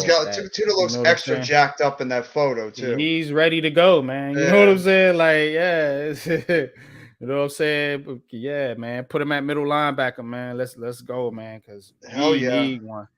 Put him next to Beavers. One, man. You know what I'm saying? I'm with it. Yeah, that makes me so sad. I mean, everything I keep reading back up about Beavers, that dude was going to be an impact player in the linebacker position. I don't know what we're going to get from him this year coming off that ACL. Don't it's count just on so. that. Don't count on it, man. I'm not count on it, man. I'm not. That's why everybody that's coming off an ACL, I'm just going in with not that many expectations and just hoping they could surprise me. Beavers, McKeithen, DJ Davison, Wandale. I'm not expecting a lot from them. They can surprise me, then awesome. But you can't. Even Azudu, I can't 100% count on. He got a neck injury, so I mean, I don't know. I don't know. I got to see how they are in the rehab and recovery. So let's switch it over to the Super Bowl, man. We're gonna talk about the big game. I know this is heart of the city, man, but it's the Super Bowl, man. We can't get off here without talking about the dang on Super Bowl, man. So As Pause. disgusted as I am to see the Eagles in the damn game, Ugh. I honestly have a hard time believing that they won't win the game. Yeah. It's those lines, man. That team Yep. is fucking nasty, man. On the defensive and offensive line, man. It's ridiculous, man. I just if Mahomes, I mean, I'm sure Mahomes is going to do what he can to be ready to come out there, be prepared to come out there, show that he's the best quarterback in the league. As a team, though, I don't know, man. I I don't know if that Kansas City defense and Spags can stop. See, when we see Spags win Super Bowls, he was stopping passing attacks, shutting down the Yeah. best of them. This is a running team, and they are brutal with it. You know what I'm saying? So they run hard pause, man. So I don't know, man. I don't know. I'm honestly thinking, look, if Mahomes can get a lead, if they come out there, this how I think this is how the Chiefs win the game. They got to come out there and go about 14-0 up on Philly. Get Yeah. Jalen Hurts and them panicking, get Jalen Hurts in pass mode, and let's see them because and what they've been saying about Philly, they haven't really even had to open up their offense at all. They didn't they didn't do much against the Giants or San Francisco because they didn't have to. I think this Chiefs team is very underrated defensively.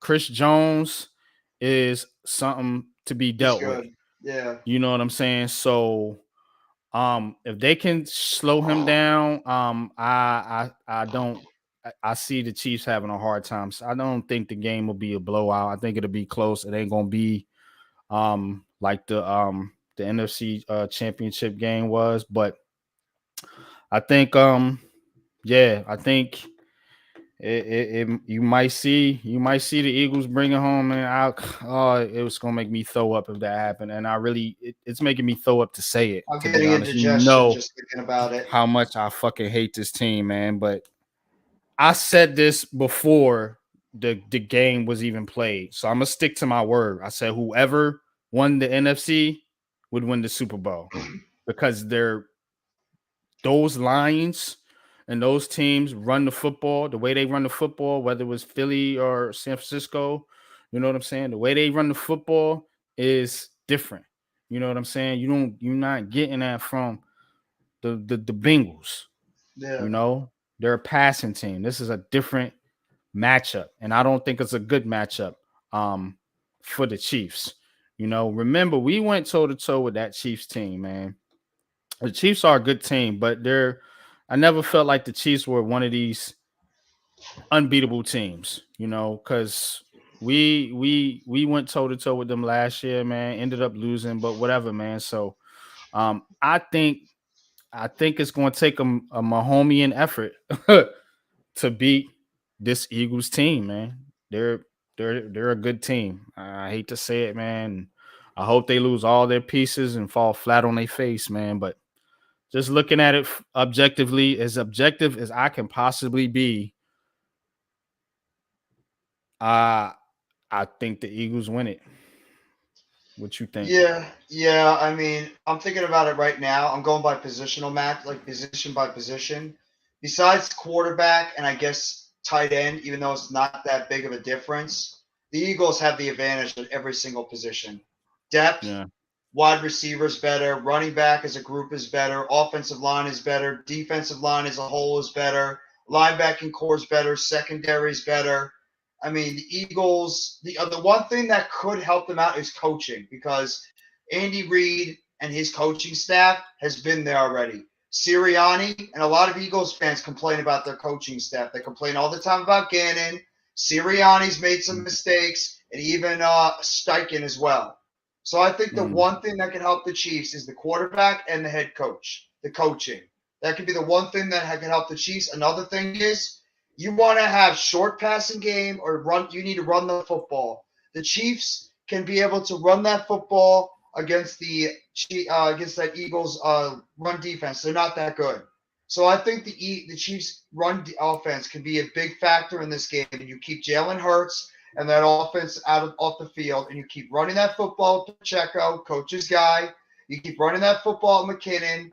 You even try to some plays like a Hardman sometime. You could just try to run a whole different, maybe a Tony plays. He says he's going to play. We'll see.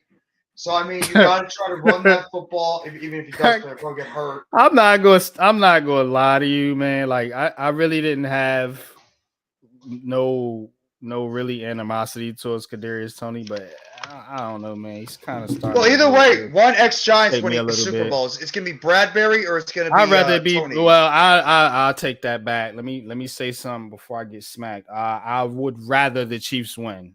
But if it's personal, I think I have less animosity towards James Bradbury than Kadarius Toney. We wasted a fucking draft pick on that dude, man. And yeah, he might win a Super Bowl. Not even that he might win a Super Bowl. I don't even care. It's the fact that he might not even play and win the Super Bowl because he never plays. He's gonna play. He I think never he plays. Yeah, I think he's gonna play. Watch him go out there and have like an MVP performance. That would piss the Giants off. Imagine that. Giants fans would be complaining about that all off season. Oh, you let the Super Bowl MVP away for a stupid draft pick. I don't care. I don't care. Kadarius Toney. I am rooting for Kadarius Toney to win a Super Bowl. Go out there, young fella, and go win a Super Bowl. I want him to win. Because I don't want to see the Eagles win. That's it. It's the only reason. But I agree with you. If the 49ers was in the Super Bowl, I would not be rooting for Kadarius Toney. No, I think the Eagles are going to win too because you just said it at the beginning. The first thing you said was the trenches. I think that the Eagles' trenches are just stronger.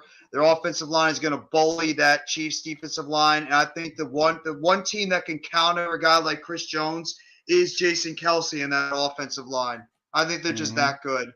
And also the defensive line. What's good, Almighty? What's good? Hey, Almighty. They are so goddamn deep on that defensive line. They can rotate a million people. So, I mean, it's eventually going to be like just tire out that defensive line. I mean, Hassan Reddick has been an absolute monster on the outside. That's cute, Almighty, by the way. I think that Reddick is going to be a beast. Hargrave up the middle could cause problems. Then you got Josh Sweat. That he's been unbelievable for them. Brandon Graham, I mean, a dude coming off an Achilles injury is back and at 10+ sacks. I just think that I would tag Barkley Nimmer. Me too. I would tag Barkley. Tag Barkley with 10. But no, I'm going with the Eagles. I do. I just think the Eagles are the better team. I mean, like you said, Mahomes, Andy Reid, they're going to have to coach incredibly well. Mahomes is going to have to play on a bad ankle incredibly well. Kelsey's going to have to be his all-pro self and just destroy the Eagles in the middle of the field. Chris Jones is going to have to be like a monster. They're going to have to take their bigger players just to have Herculean efforts. So, I mean, I think the Eagles are better, and it all starts in the trenches, and I think Jalen Hurts is going to have a good game too. Why you going to be tight if we trade for OG? Hold up. Why you gonna be tight, son? You can't be mad, Almighty. He's just been a bitter Knick fan. You cannot be mad if we get a guy that you want. Because look, you got the pieces to go do it. Yep. You could double our offer if you really want this dude. So if we get him and you don't, that's on y'all. That is on y'all. Don't be mad at the Nets fans. Because we the best fans. Nah, he's just going to troll us all the time, saying F the Nets, we suck, we're stupid.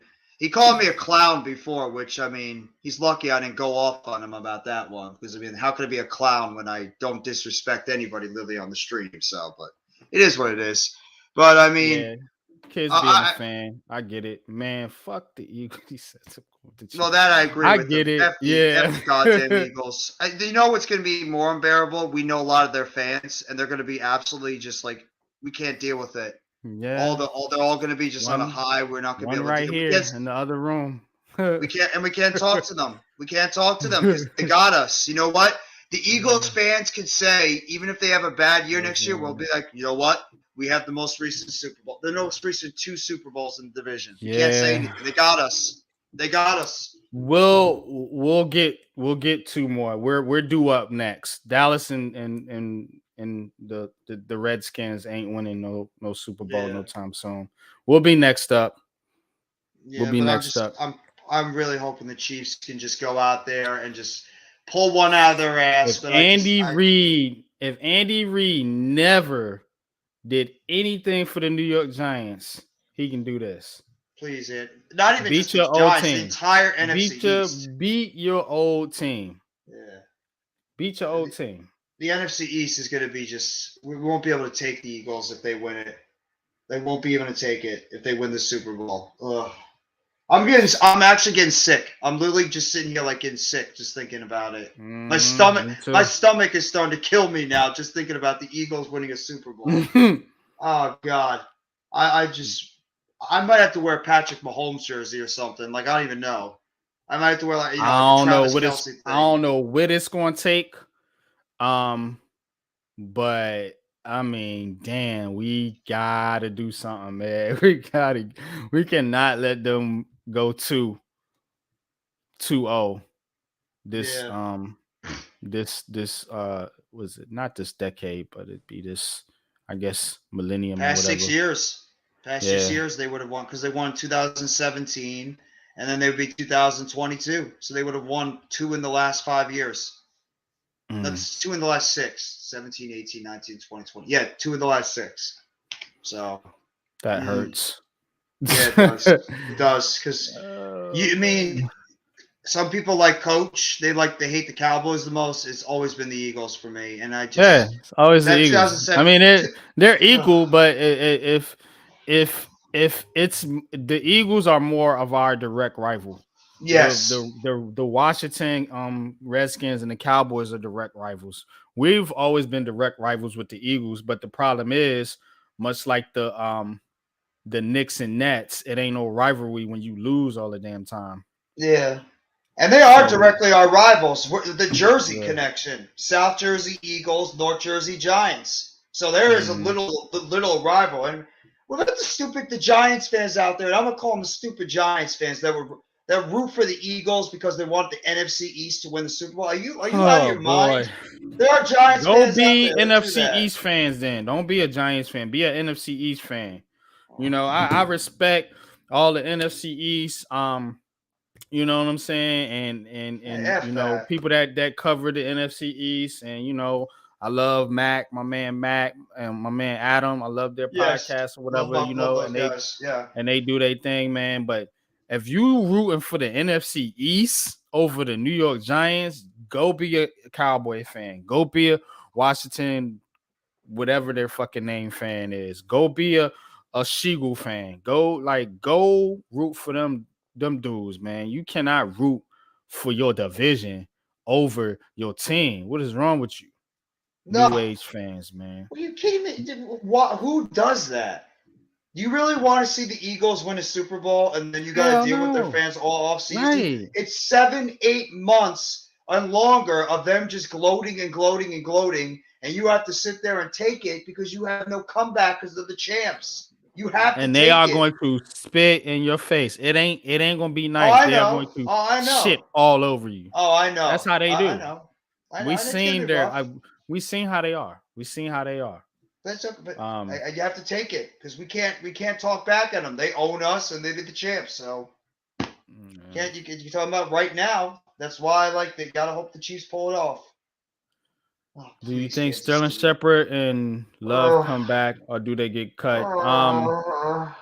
If you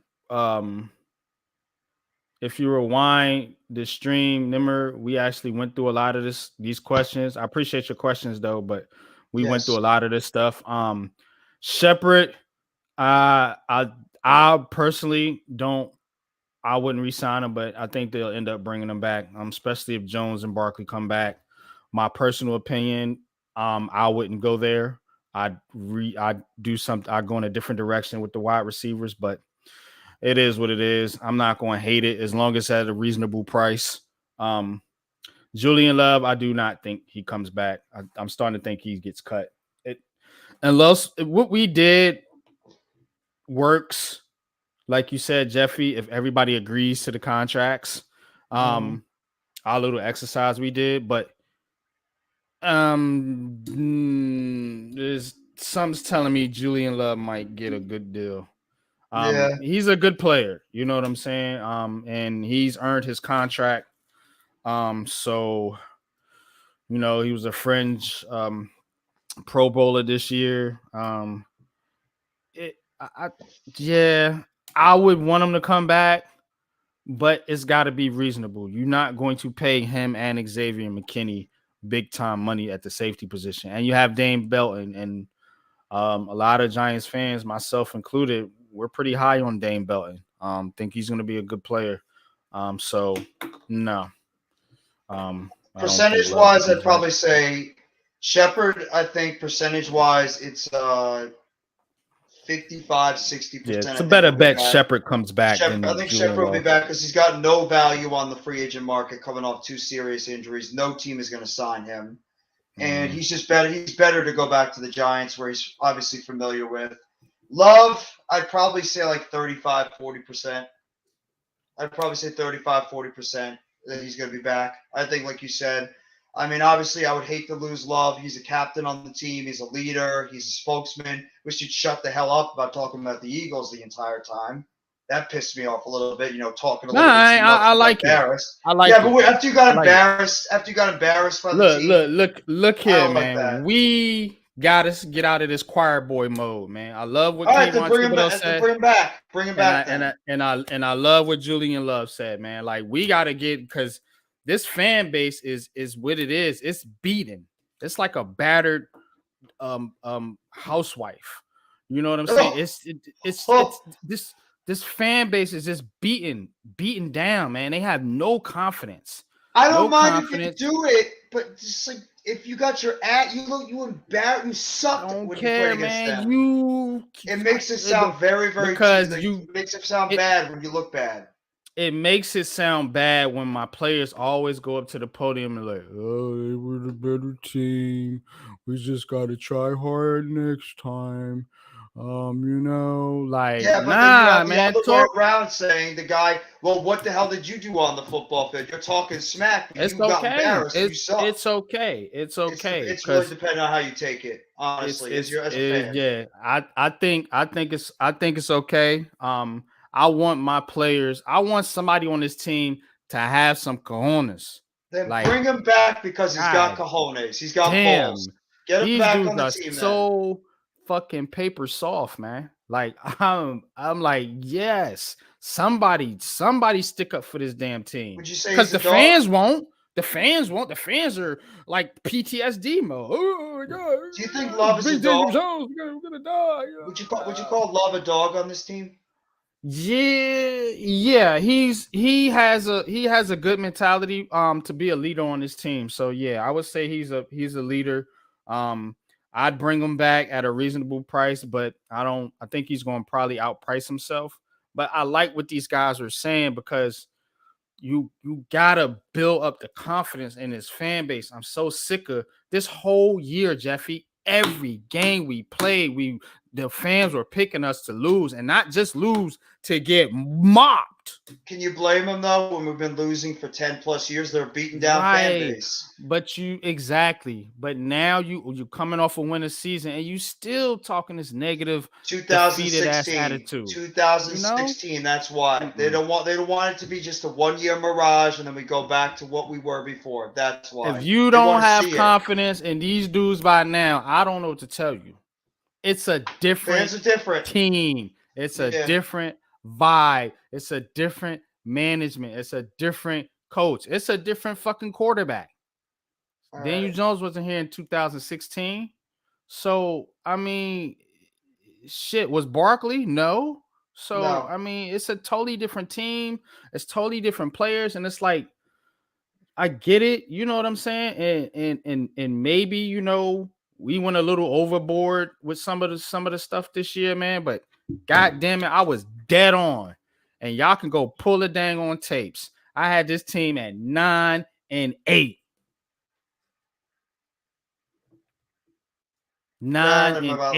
on the button. 7 to 9 wins. Yeah.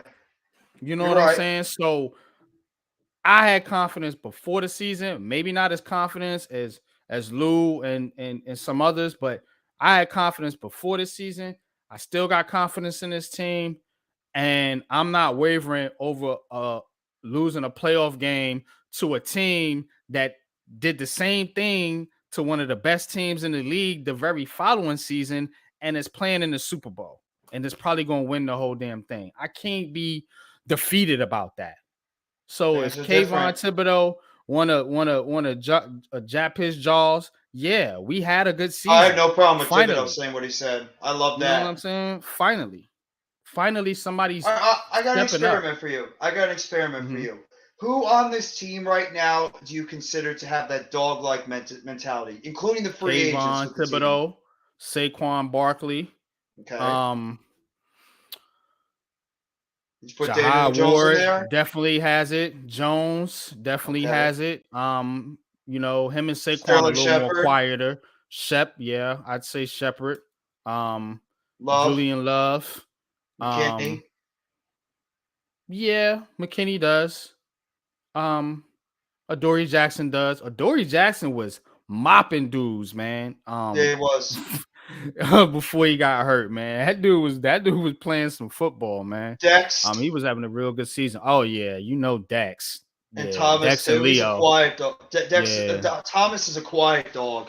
He's not gonna Mhm. talk, but he's gonna pancake your ass out there on the football. And Aziz, if he can stay on the dang on field, that dude's a Oh my monster god, too. yeah. He But just can't stay healthy, man. you see my experiment there? A lot of your dogs on this team, they're free agents. A lot of your dogs on this team might not be here. And you might need those guys to come back because they're dogs, they're leaders. Mm-hmm. They're those guys are they're gonna shoot their mouth off, but they're gonna be able to back it off. So I mean, I don't know. It's tough. I mean, god damn.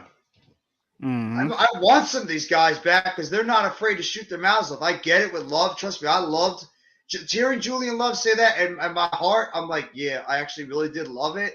But he played like such garbage that it kind of didn't validate it as much because you looked really bad on the field and it sounds like sour grapes. So, I mean, in my heart, I loved it though. Keep talking shit about the Eagles. It's great. I don't think they fall apart next year, Nimmer. No, they got draft picks. And the reason why is because now, listen, they only got 6 draft picks, but they have high draft picks.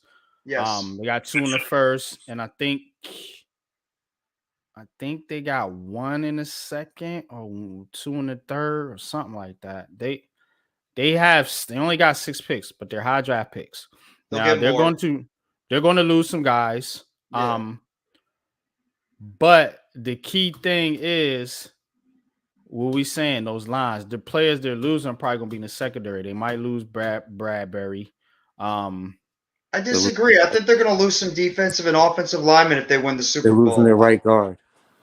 Their right guard is a free agent. And I think they might lose their center and their right tackle. I could see both Lane Johnson and Jason Kelsey retiring. They got Kelsey will probably hang it up. And Graham and Fletcher Cox might retire too. They bought in what's the other guy?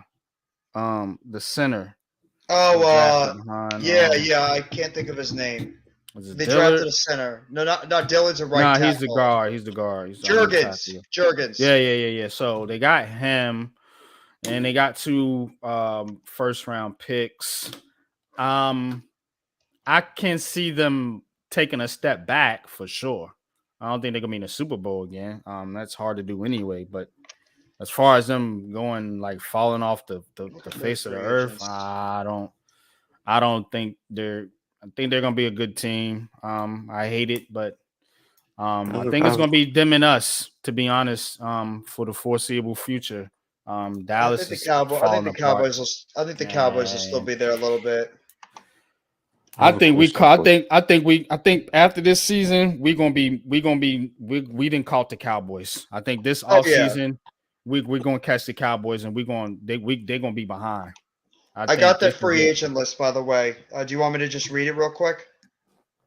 After this year, I have their free agent list of who's unrestricted. Fletcher Cox. This is for the Eagles. Yes, Fletcher Okay. Cox, Brandon Graham, Javon Hargrave, Jason Kelsey, James Bradbury, Isaac Samalu, Kaiser White, Miles Sanders, TJ Edwards, CJ Gardner Johnson, Robert Quinn, Andre Dillard, Ndamukong Suh, Linval Joseph, Boston Interesting. Scott, Zach Pascal, Rick Lovato, Tyree Jackson, Gardner Minshew, and Marcus Epps. Glad That's all What the Boston year? free Scott. agents. What year? Boston What Scott. what year is Hertz in right now? This is third year, This right? is his third year, yes. So next year is going to be his last year. So they're probably going to have to renegotiate or Oh, they're giving restructure him the a big contract. deal. They're giving him a big Yeah. deal. So money wise, they're. I mean, that's. I didn't realize they had that many people who are free That's a agents. lot. Yeah, no, Yeah. That's Mitch a lot. said that. Mitch says they have a lot of free agents, and honestly, I don't think it's going to bother them because they got high draft picks, and I think Howie Roseman is going to Yeah. trade back a couple of times and try to get more and try to replenish those guys. Right, smart move. You're right, Jeff. That's a very smart move. He's So a good GM because I could honestly see if they win the Super Bowl, I could really see Jason Kelsey retiring. I could see Lane yeah, Johnson hanging it up. I think Fletcher Cox and Brandon Graham will hang it up because they're older. And I could see like maybe some of these guys that they think they can repeat, maybe come back on a 1-year deal. But at that point, they're going to try to maximize, how players get They only their got contracts get bigger 6 after the Super picks, Bowl. man. They got. They'll trade Okay. back and get more. They'll yeah. probably trade They'll some picks trade. They'll back and get trade back. more. They Yeah, have they'll a get they have more. that top 10 pick is probably going to get them. Depending on where they move back, and they'll get a future first round probably. Yeah. They'll get a corner probably with that pick. They got 2 firsts, 1 second, 1 third, 3 7, 2 7. So I mean, they don't have Hate a to whole say lot, it, man. they could get one of those centers. They can get one of those offensive linemen that we'd be looking at if Kelsey retires. If they think one of those centers are, But, can't miss. but he said they have a young center already. Yeah. You can move him to guard if he's interchangeable enough. You can move him to guard and put him at right guard in front of Samalu and draft one of those centers or right tackle Skaronski. Well, If Lane Johnson retires, you can get Skaronski and put him at right tackle over there for the Eagles. If they don't move out of 10, because if they move out of 10, I think it's either the Jets or the Titans pick 11. Yeah, I think the Titans pick 11. It might be the Titans. They either him or what's his name from Ohio State, or Jones from Oklahoma, Broderick Jones. Yeah. So I don't think they'll move that far back. I mean, if you're saying cornerback, they can move back, pick up either draft picks later in this draft or for the future. And there's enough cornerbacks that they can get. Porter, the kid from Illinois, Ringo from Georgia, the kid from South Carolina. So there's cornerbacks that can be got if they don't want to bring back Bradbury. And they still got Slay under a deal too. I heard Bradbury said he open be welcome to come back to the Giants. Think about that. I take him back if he's willing to come back on some type of deal. I bring Bradbury back. Yeah. The first thing I'm going to ask is what's the cost? Because if he honestly says that, yeah, okay, that's fine, that's cool. I have no love lost with that. The business is the business. Shane made a business decision, and if he's open to coming back, but do I think he's going to ask for a boatload? Yeah. Oh yeah. I feel like Darrelle Revis, where Revis was a Jet for a while, and then he went to the Patriots that 1 year and won a Super Bowl, and then he comes back to the Jets. It's like that one that was the other team who wins the Super Bowl. Are you willing to pay him, or would you rather go for a younger guy that you can develop fresh into your system? This is according to younger Bob, somebody on Twitter. Oh, he's a NewJersey.com writer. It says Bradbury said he'd be open to returning to the Giants and paid big compliment to DB coach Jerome Henderson. A lot of people love Henderson. A lot of DBs and defensive players. That's why if Wink leaves, I'm not over, because I think Henderson will probably get bumped up. That's what I think. He's the one. I can't see. I don't want to lose him. I don't want to lose him because he's done a masterful job. So I agree. and you'll still have a level of continuity. He'll add his flavor. And Maybe I we don't. think too, I think having him back next season is going to do wonders for Cordell Flott and Dane Belton. Hmm. Hmm. Yes. Because Hmm. we need those guys to take the next step. Flott, I think, is pretty much there. It's just that he's light in the ass. Just Let's gotta be get real. He's some got to weight. bulk He Yeah. up has to this get off season. stronger, Yeah. and to have a full year under the weight training program. It, I'm waiting to see his body transformation. I really am. Is he going to stay being light in the ass and skinny, or is he going to get a little bit more definition and get stronger? Because he has the movement, he has great hip movement, change of direction. He's not afraid to get dirty. Um, and for those who don't know what I mean, it means get down and tackle anyone. So he has that dog mentality, that aggressiveness. He knows how to play the ball very well. I mean, at LSU, they've always been said they're the other DBU. So so they have good DBs that come out of there. So Mhm. so I'm excited to see him for the future. So and Henderson, yeah, is a great. He's key more than anything for me. I mean, I'm not saying Wink isn't. Don't get me wrong. I don't want Wink to leave, but Mhm. if he leaves, I don't want to see Henderson go because he's the one I think can help hold this whole ship together. No, I agree with you, Coach. And I'm a big Jerome Henderson fan. Because I see what a lot of people He's a head coach. missed. You know what I'm saying? And it's he He's a gets head. the most out of his players, man. Mm-hmm. You look at our Yes. DB room. We've lacked talent in that room for a minute, but this guy has always held it together. It's a reason why James Bradbury is singing his praise, because James Bradbury, the reason he got paid, or got the contract was Philly, man. It's because of the season he had under Jerome Henderson. Mm-hmm. You know Mm-hmm. what And I'm there's a saying? reason Remember, why. The reason why he, out of all the coaches he was the only one out of the positional coaches that they kept. Everybody else they changed Mm-hmm. except for yeah, Henderson. Him and yep, McGahee were the only ones that came back on yeah, the staff. hmm Exactly. So and I so. think too that he would be the perfect transition from Wink, Mm-hmm. because I Jerome agree. Henderson has played under a couple different defensive coordinators now, so he knows a lot of schemes. And yeah, so I Mm-hmm. think Yes, he does. I think he'll be a perfect fit, man. So don't Sign me worry, up. Giants fans, man. I mean, it ain't the end of the world. I don't think Wink's going anywhere anyway, but we do have a valuable replacement in house, and we don't have to go and chase. Supposedly, Um, supposedly, I'm DB. concerned. I'm not gonna lie to you about Wink. I think Not concerned about Wink. Did you hear what I said earlier? About Gus about Um, Bradley running the Colts, defense. the Colts, they don't want to get rid of their D coordinator, Gus they Bradley. don't want to. It is not mandated, right? Yeah, it says Oh, Colts block potential coaches from hiring their own DC. okay. Wink No, Wink I get wants that. Wink wants a different system than Gus Bradley. No, I get that. I get that. But it's Mm. still Wink's decision in the end. They're just making sure that Brad he doesn't leave now where you don't have the opportunity with whoever comes in. For Mhm. example, if Saturday is retained, then you're keeping him. You're not letting him Mhm. go. But I if think Wink they comes keeping him in, for Saturday. I think he's the guy, and I'm gonna laugh and our ass off, but I'm gonna be happy because that means we get Wink back. But because yeah, ultimately right now, from what I understand, with Flores signing with Minnesota, it's only Saturday and Wink, from my understanding. It's only What those about two. Raheem Morris? nah, yeah, yeah.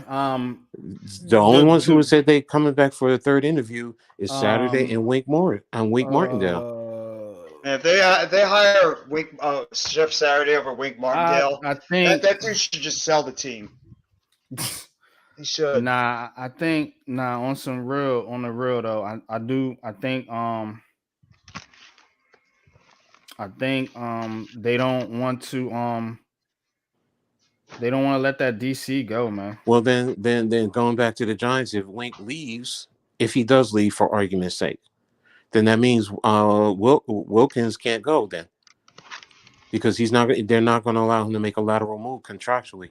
So he's either going to be the DC here over Henderson, or he's going to stay as a linebacker coach. Because that's why I'm saying I think Wink is going, and whatchamacallit is going with him because he's followed him everywhere he goes. I don't think Wink's going anywhere. I think Kafka's going to be I the one hope to I'm leave. wrong. I hope I'm wrong, Do but you think we lose them both? What's the possibility we lose both? I don't think Kafka's going. I think Wink is going. I put Wink at about 60% being gone. I actually put Kafka at about 60. I think Arizona's going to want him. They're going to want that young offensive mind for a guy like Kyler Murray when he gets healthy. And I put Wink at about 45. I think it's very possible we could lose both. I'm like Sean Payton. I would not have wanted to go to Arizona because of the quarterback. He said it. He's like, didn't want to go to Arizona because of that quarterback. And that tells me everything I need to. I think Kafka is smart enough not to want to touch him. I hope so. Hope he's not desperate enough just to get a head coaching job. Oh, that Eagle. I think like you were saying, Jeffy, that's what they do. Oh, that's they right. waiting on this Eagles guy. The one thing I think the Colts are still doing, I think they might be waiting after the Super Bowl to look at Jonathan Gannon. There's several finalists. They got Saturday. They got this Green Bay guy. Days. Yeah. Who is coming back for the third round? They only said Wink, and they said Wink and Saturday. And they said Raheem Morris too. Oh, did they say Raheem Morris? Okay. Yeah, Raheem Morris is the other one. It says here, according to Coach Wire, it says all 7 finalists remaining have interviewed twice with the team. They've won interviewed twice, and they're going to a third set. Yeah, they're going to a third round. That's why it's like, all right, you did your second. Now you're going to the third, and I heard it was Wink and Jeff Saturday. Jim Irsay's an idiot. I'm sorry. They got the dude. I don't think it's happening. Hey, if Raheem Morris is in there, I stand corrected. Then my guess is, you know what? Then it's probably going to be about 35% because Raheem Morris has head coaching experience now. So let me see. And he won finalists. And he won the championship with the Rams. So I can. Let me see. Well, I just see the report right now. You're saying about Gus Bradley. Several Colts head coaching finalists want to bring Gus Bradley and his staff. So it's not they're forced on him. They said they want to bring Gus Bradley. That changes it. So it's not mandated. So if the finalists want him, then that's why they're blocking him to move because they want him. Wink might not want him because he has his own philosophy. Well, there's also saying Bradley has already been connected to finalist Raheem Morris, Tampa Bay, and it's also logically makes sense to pair him with one of the young offensive coordinator candidates, such as Cincinnati Bengals, Brian Callahan, or Philadelphia Eagles, Shane Steichen. Bradley's a veteran defensive coordinator so I mean it's not over. Wink's one of the guys, but there's other guys that are included too. Yeah, I think they're waiting for Steichen. I think they're waiting for even makes sense. Irsay is out there. I'm sorry. This owner is out there. I don't expect them to make a smart decision. It's never been who he is. And it says right here, Indy has conducted a lengthy and thorough coaching search, which included Saturday Chiefs offensive coordinator Eric Bieniemy, Eagles offensive coordinator Shane Steichen, Packers special teams coordinator Rich Bisaccia, Lions defensive coordinator Aaron Glenn, who I like a lot too, and Giants defensive coordinator Wink Martindale, among others. NFL Network Mark Galford noted that indications have been the Colts have narrowed down the list into a few finalists earlier this week, though they've kept those names tight to the vest. So they haven't even named them. There's a whole bunch of people that are there, but they haven't even named who their finalists are. And that was 5 hours ago this came out. Okay. So yeah, I don't know, because I saw it early this morning. All right, because I was opening Google and I looked at it and it came up to me. I got it. Was it Giants Wire? It might have been Giants Wire. I don't know. I have to double check. Giants I Wire think, thinks that Wink Martindale's coming back. I think they said they think he's coming back with the Giants. yeah, no, I'm just saying, I'm that based off of what I read. I think I gained my ascension is 60% based off of that. So, but if you have more candidates, because I swear it said 3. It said what you call it, who just signed with the Vikings, and I think he pulled himself out. That's why he took the Vikings job, because he knows something. Flores, Wink Martindale, and Saturday. I don't know. Maybe it might be me. I might have I discredited thought Well, it it him. says right was. here too. In all likelihood, Morris, Steichen, and Saturday were 3 of the possible 4 candidates Kiefer mentioned. I guess the writer of this article that would be content with keeping Gus Bradley. So if they want to keep Gus Bradley and Wink Martindale's not one of those guys, you don't even have to worry about him. He'll be back with the Giants. If they really want Yeah. Gus Bradley to be the D guy, Wink's going to be back. Oh, I'm I just hope, like I waiting for the said, I report to hope I'm come out wrong. that says Wink's going to come back. Yeah, I'm that's waiting where for I'm it. at. I want Wink back. I Y'all want know both that. back. I want him and Kafka back. I want continuity. I don't want to lose these guys after one season. But the reality is no Giants fan, and I did mention this at the beginning of the season. No Giants fan should be shocked that this is happening. That our coaches are No, getting this heavy interest no. because of how well we were coached. It's going to happen that we're going to get even You Tierney got guys need offensive to coordinator interest. relax, man. We're not losing Kafka, and it's all this panic, man, with you Giants fans, man. I mean, Nobody's goodness gracious, panicking. man. Nobody's panicking. You got it. We're not But you can't losing just. both But you can't. But coordinators. you can't just be like that. You can't just have the Giant fan and you coming out saying that's not possible. It's I'm possible. saying we losing one, and it's going to be Kafka. We're not going to lose both of our coordinators.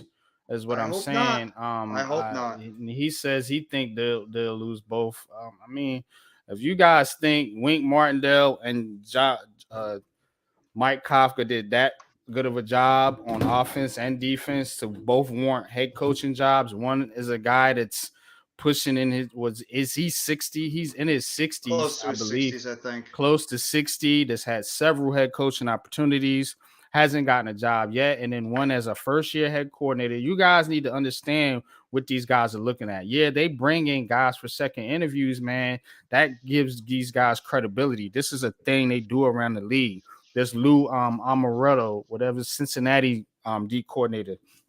Remember, he got some interviews last year with us. These guys get interviews, man. It's like a token thing. It's like, okay, you did a good job. You deserve to get a head coach interview. It's one of those things about around the league. Are they serious candidates? Yeah. I mean, Mike Kafka has some things, man, that he has to work on too, though. And I don't know if he wants to go to Kyler Murray, I mean, Arizona and work with Kyler Murray, that's cool. More power to him, man. And as for Wink Martindale, look, man, I just don't see a guy like Wink Martindale going over there dealing with Jim Irsay and him wanting to force a defensive coordinator on him. I just don't see it. Maybe I'm wrong. Maybe I'm misjudging the situation. Kafka, yeah, because Kafka, it seems to me like Kafka's more looking for a job. Wink went and interviewed with, I think, one team, which was the Colts. To me, it looks like Kafka's more fishing for a job. He's the guy. He wants that. Wink's probably went over there to test the waters, see what it's like, see what they looking like or whatever, man. And, hey, man, you're gonna take the interview, man, because that's a respect thing out the league. You don't Josh McDaniel a team. Yeah. So I just that's the way I see it. Like I said, I could be wrong, man, but hey, if we do, I'm still not panicking. Like I'm I'm not. But who's confident with my panicking? Who's team. panicking? Who's And panicking? I'm not panicking. this Nobody's guy right here is panicking. panicking. The I'm not chat room. panicking. Yeah, I don't know who's panicking. I didn't say myself, the coach. Twitter fans, We never. I don't because care they what the said Twitter. they're I gonna don't they're give gonna a lose damn what both the Look, coaches. coordinators, I and don't give a Daniel damn what Twitter Jones is gonna says. go with Mike Kafka. They saying all kind of shit, man. Well, It's that's Here's the why I don't deal. go on Twitter. Here's the deal. Here's the deal. All jokes aside, I don't care if a coach leaves. Any coach can be replaced. I don't care. I'm a hell of a coach, but I can be replaced too. So it don't matter. You're going to still get someone in. Does he fit into the system? We have the head coach in place, period. Mm-hmm. So that's all that matters. So the other parts, they're important, but they're not more important than Dave's right now. So if Wink goes, I don't want to see him go. If Kafka goes, I don't want to see him goes. And Dave's, I trust. It's plain and simple. He's going to get the right people. He has a great network associated with him. So it's not just who we have. He can fit anyone in there. And we just talked about Jerome Henderson. He's a Yep. great coordinator. We have good coaches on the offense right now who can actually step up and step in and do the same thing. They've seen what Days will do. They know if they're given the opportunity, they're gonna prove themselves. But and there you go. And we still have Dave's. Dave's in the end, if he has to, he'll call the damn plays. And how many of us really would mind if he's calling the plays as long as the defense is handling themselves? Most of us would take it. So we're fine. Let them go if they go. When we see them on the 50, knock them in the head after the game, go have a drink. There you go. I mean, like you just said it, Coach. That's how I feel too. I mean, every guy's going to want to go out there and get their one chance and have an opportunity to be a head coach. I mean, everybody Mm-hmm. in the NFL, if you're a coach, you want that opportunity to Mm-hmm. go out there and Mm-hmm. prove that you can be a head Mm-hmm. coach in the NFL. We might Mm-hmm. think that Wink doesn't want to be a head coach or might pass him by, but we don't know that. Maybe he does want to try to be a head coach, and this is his one chance to get an opportunity. Because if he did it like Dan Quinn did, Dan Quinn was going to get serious head coaching Mm-hmm. opportunities. And what did he do? He pulled out immediately, Mm-hmm. paused, and he wanted to stay as the defensive coordinator. Wink didn't do that. Obviously, meaning he has interest of being a head coach. Same thing with Kafka. He could have easily said, I don't want to be a head coach. I want to stick here and take another year to improve myself as a coordinator. He hasn't done that Who yet. is it? Who is it? Who's panicking? Nobody, Who did you say? I don't know who's panicking because I'm not. If we No, I lose want you. him, You said who's panicking? yeah. Oh, I mean, I'm not talking about you guys. I'm No, talking no, no. about In the chat. In the chat. I thought. fans. Fans were panicking. Oh, Nimmer, he says he thinks they're gonna lose both. They could. Okay. They Well, could. okay. There you go. And I mean, they're good I don't know. coaches. Let them go. Let them go. I don't like I said, I'm not worried about it. No. I feel I'm not like worried either. Kafka is. I feel like Wink Martindale's coming back anyway. I do feel like that. I don't see it, man. I don't see. We could be surprised, but I I will don't say see it this. I when think Wink is going to be a head coach soon. I do believe he's going to be a head coach. If not I this year, think I think that he's I getting it don't know, eventually. man. I don't know, Don't man. go by the age. I don't know. No. There's older head coaches that Wait a are minute. still Wait a going. minute. Wink But Martindale wants to be a head coach. He has said that. He Yeah. said it with the Ravens, and he did say it at the beginning of the year. He does want to be a head coach, but this opportunity, being in the market for the greatest city in the world, who wouldn't want to be here? And it's the saying: if you can't make it here, if you can make it here, you can make it anywhere. He knows that. Wink is smart as hell. right. He And knows I think exactly. and I think too, coach, man. I think too, man, you got to look at it from team standpoint, Yes. man. It's not just about Kafka and Wink want to be, they have to get hired by these Yes. other teams. And a lot Exactly. of these teams are looking for the next great Sean McVay to develop their quarterbacks. So that's why I'm saying Kafka, even though I don't think he did a great job this year, is probably more in line and more in serious consideration. Yes, because it's You an know, offensive league. Yes, right. you are That's right the about that. point. That's But how I kind of see it too. but the owners know ultimately you have to win. Yeah, Who's going to give you the best opportunity to win? Is it a young ascending coach, or is it a grizzled veteran who can get the guys, motivate the guys, and get them to go? Because if it comes to that, they're going to go with the veteran guy. He's been there. He's been to war. He's seen everything that you can imagine possible. He knows it. He knows how to get guys. And that's the thing. That's the thing that kills me. Like, coaches get pigeonholed into, oh, you're a defensive coach. No, you're a coach. Period. Yeah. I mean, Bill Parcells, coming out of college, he was a center. Then he ascended to be one of the greatest defensive coaches. And look where he is now, the greatest coach to ever coach in the NFL. A lot of great coaches have started on the opposite side of the ball. We need to stop saying, "Oh, well, he's a defensive coach." He's a fucking coach. He's a great coach too. Excuse my language. He's a fine. coach. No, I'm saying I need to calm down because then my nurse is gonna come in here and I don't want to go through all that. My point being is, Wink has been around a lot of great coaches. He's seen a lot of things. I get that he's masterful at the defensive side of the ball. I'm not discrediting that, but he knows offense. He knows how to coach, and the biggest thing about a head coach, realistically, is you're not coaching a position. You're motivating and you're leading men, and that goes from your coaches down to your players. So you don't always have to be a play caller. So, and that's the biggest thing with a coach. Can he, with the quarterback, can he motivate that quarterback? Can he teach him and show him the vision, what he's looking for overall? And if a quarterback buys into that, boom, there you go. You're great.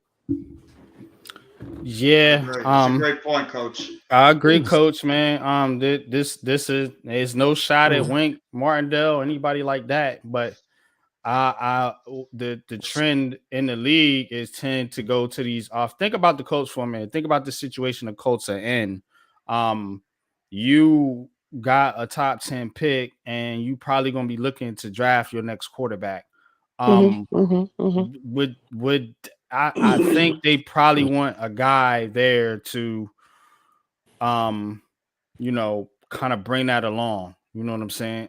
I'm just maybe, or you could maybe also hire a great offensive coordinator too. Hire a top level offensive coordinator to watch over that quarterback. NYG, I get it. Perception is reality. That is an option too, but I'm just going on what the trend of the league is. It doesn't matter to me, because if it was up to me, I want Bill Parcells and Bill Belichick. And I don't trust Jim Irsay. You know what I'm saying? So I don't trust Jim Irsay. That dude will do something to pick the wrong guy. I'm just saying. He's one of the owners I don't trust. He'll pick the That's wrong what I'm guy. saying, Jeffy. They're not going to pick Wink Martindale. They're probably going to pick Jeff Saturday. Yes. I'm with you there. Their logic is going to be, we want to develop the next quarterback. Or they're going to get the guy from the Philadelphia Eagles. There you go. Yeah. I'd rather that take away from the Eagles, because take Steichen, take him. Yeah, I would be shocked if they hired Wink Martindale as a head coach. I'd be shocked if he took it. To be honest with you, they have a good defense though. Wink Martindale could do a lot with their defense. We got a good defense too, and we beat the shit out of them when we played. So I don't know. No, I get they you. have no offense. That's why. I get what. You're right. And they said we didn't have no offense either, but when we went out there on that field, we looked like the goddamn 2011 Giants. So I watched that Daniel game Jones in person. and Saquon Barkley. They had nothing. They had nothing on offense. We could giving them no excuses. Us three here would have kicked that Colts team's also. Don't forget one thing. They didn't they beat or they almost beat Philadelphia? That was early in the season when they were more healthy. Hey man, they also I ain't giving no excuses now. See now Jeffy is making excuses. That's not excuse. It's reality. Listen. Reality, not excuse. We don't get that excuse when it comes to injuries. Don't forget Indianapolis. Indianapolis has one of the top running backs in the league, also, and a young running back. He was injured. And they got better receivers. So what I'm saying is the Colts are not. The Colts are not barren, so that's why. Not that good. That's why, to me, is it took a step back. I agree with you there. They're and they don't play in a strong division. If we want to say that's a weak division, so it's to say that I wouldn't take it. If you're offered a job as a head coach in the NFL, any coach, you're not going to turn it down. If they offer you the job, you're taking it. So, I'm hoping you're 1,000% correct, NYG, that, it's Saturday or one of these younger coaches. I want that. Yeah. But if Wink goes and he takes it, and it wouldn't surprise me if he takes it, if he's offered and takes it, because first thing of the world, I believe in Dable. So I believe in Henderson. They'll get it right. Henderson could actually be a better coach than Ben Martindale. You don't know. I think Henderson's a hidden gem on this coaching staff. I have a lot of faith in Henderson. To me, in the future, to be brutally honest, I see him as a head coach in the NFL. I do too. Mhm. He's Yeah, that I type of like coach. Jerome Henderson. He's really good. With what he So, did with our secondary. When everybody said this offseason, what is our weakness on our team? The yeah, secondary. Everybody yeah, said the cornerbacks. yeah. And we actually had Mhm. a pretty decent secondary this year. That's the coach. That's a lot to do with And the that's coach. that exactly. So that's Mhm. Wink and that's Jerome Henderson. So Mm-hmm. Mhm. both of them, they're great coaches. If Wink leaves, wish him all the best. Next man up, Jerome. If it's you, let's go. Dave's, we rocking with you, plain and simple.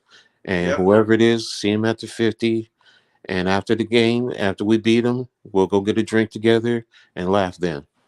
Damn right. I'm with it, man. You know what I'm saying, man? Shout out to Wink Martindale, man, and shout out to this podcast, man. Shout out to you guys, man. Coach, man. Glad to have you back, man. For real, man. It's good to be Means back. the world to us, man. No, Yes, For y'all real. just don't absolutely. know. Y'all just don't know. Seriously, all jokes. I mean, in all due respect, man, y'all just don't know how much this really means to me. Going through what I'm going through, man. It just helps give me a different purpose sometimes. So, I need that. We all do, but I appreciate and thank each and every last one of y'all, listening, you guys, my brothers, the Mm-hmm. Big Blue crew, some of the guys from the Hardcore Network who've reached out to me, everyone, the other people know me, I mean, and been worried. I appreciate it. I love all of y'all. I can't thank y'all enough. So, and I need this to, in a sense, just give me the energy and the positivity, like you always talk about, NYG, that I need. Because I need Of this. course, I do. man. Absolutely, Always, coach. man. Always, man. But we're gonna wrap it up tonight, man. You know what I'm saying? It was a banging show, man. You know what I'm saying? I'm gonna leave you guys with a word from one of our Cam. one of our sponsors. Cam. Shadow Worlds Radio, the feel good experience Know if that y'all can hear connects the that. community and reflects life. Yes. With Shadow Worlds, you're able to listen to great music, find us out in the community, positively impacting lives, addressing important and social issues which affect our communities, and bring an interactive approach to life, love, sports, and family. If you're looking for great DJ services, contact Shadow Worlds. To listen to powerful talk radio, tune into the Unconcealed Talk Show, where it's about making strong and positive moves. For great sports talk, check out Heart of the City, where passion for New York City sports kicks it to another level. Take it back in the day and listen to Di Smith and the Retro Show, where he brings you that classic 80s music from down under. Shadow Worlds Radio is bringing you everything you're looking for, from online radio to a media outlet. To visit Shadow Worlds, check out our website at www.shadowworlds.com or our Facebook page at www.facebook.com/Shadow Worlds. That's Shadow Worlds Radio with a Z. Shadow Worlds with a Z. Peace. Shadow Worlds Radio, the feel good experience that connects the community and reflects life. With Shadow Worlds, you I want to play it twice, but you get the message, man. Shout out to Shadow Worlds, man. Shout out to my guy DJ Nas, man. You know what I'm saying? Always supported, man. You know what I'm saying? And likewise, man. And we're gonna give y'all one more, our business, me and my wife's business, Go Travels, man. You guys, look, man, if you're trying to get to sporting events, anything like that, any type of travel, just give us a call, man. Hit us up. Links are in the description. Anything you want to do, from just booking a trip to Vegas, or if you just want to go down to Virginia Beach, or if you want to go across the world, whatever you need to do, man, give us a call, contact us, man. Visit our Facebook page. We got a YouTube channel. I'm doing some cool things over there now too. Go sub to the YouTube channel. And we got big things coming up, man. But definitely, man, if you guys are interested, if you want to go see your favorite team, baseball team, basketball team, you want to plan it out, look, hit us up, man. Being a travel agent is a great thing, but it's not a cost to you. It's a service. I don't charge a fee. It's all commission. So basically, you guys will be getting a free service, man, and it takes the headache out of you or anybody that wants to plan a trip or just wants to take a honeymoon or vacation with their wife or their loved one. So that's what we got going on here, man. Check out Shadow Worlds Radio. Check out Go Travels, man, and check out Wise Consultant Solutions, man. Get your credit right, man. Get your credit right, man. I'm able to do this podcast, man, because I listened to some good people with some good advice, got my credit right, got some things taken off my credit, and I was able to buy the equipment, man, that I needed to start my business and start this podcast right here, man. So definitely, man, that is some important things, man. Some good knowledge, man. Some good information. Like I said, all links is in the description, man. And we're gonna close out, man, with a last go around, man. So tell me, Jeff, tell me, Coach, man. We got it up here, Super Bowl 57, man. Give me your prediction, man. Give me your score. Since I probably won't see you guys. Well, I'll probably see you, but we won't be on till next Tuesday. So we'll give our little Super Bowl prediction here, if you don't mind. Go Wanna ahead, go Jeff. first?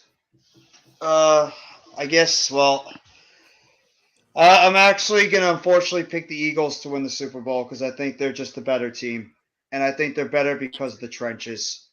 So I'm actually gonna say the Eagles are gonna win the Super Bowl this year, and it's gonna be a final score of 35-24. Eagles win the Super Bowl.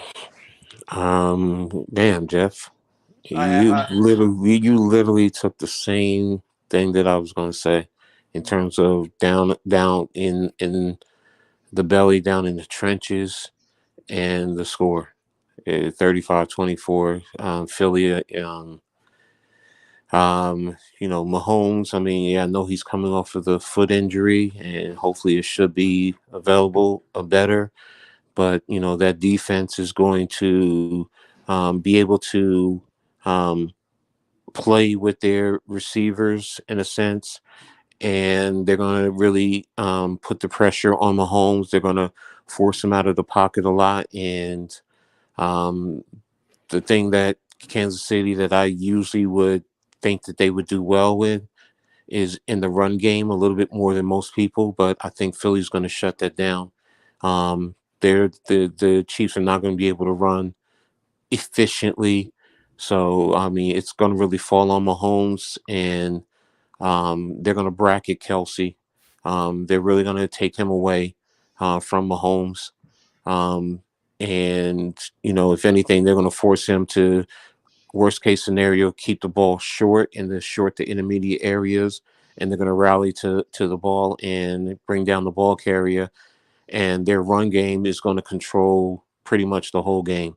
And eventually they're going to get into that physical mindset where after a while they're going to handle Chris Jones, and they're just going to impose their will, because that's really what they've been doing all year. You pretty much know what they're going to do. In the end is, can you stop it?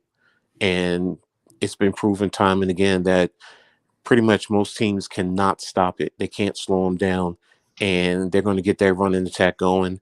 And last thing, I think they're going to run for about between 250 and 300 yards.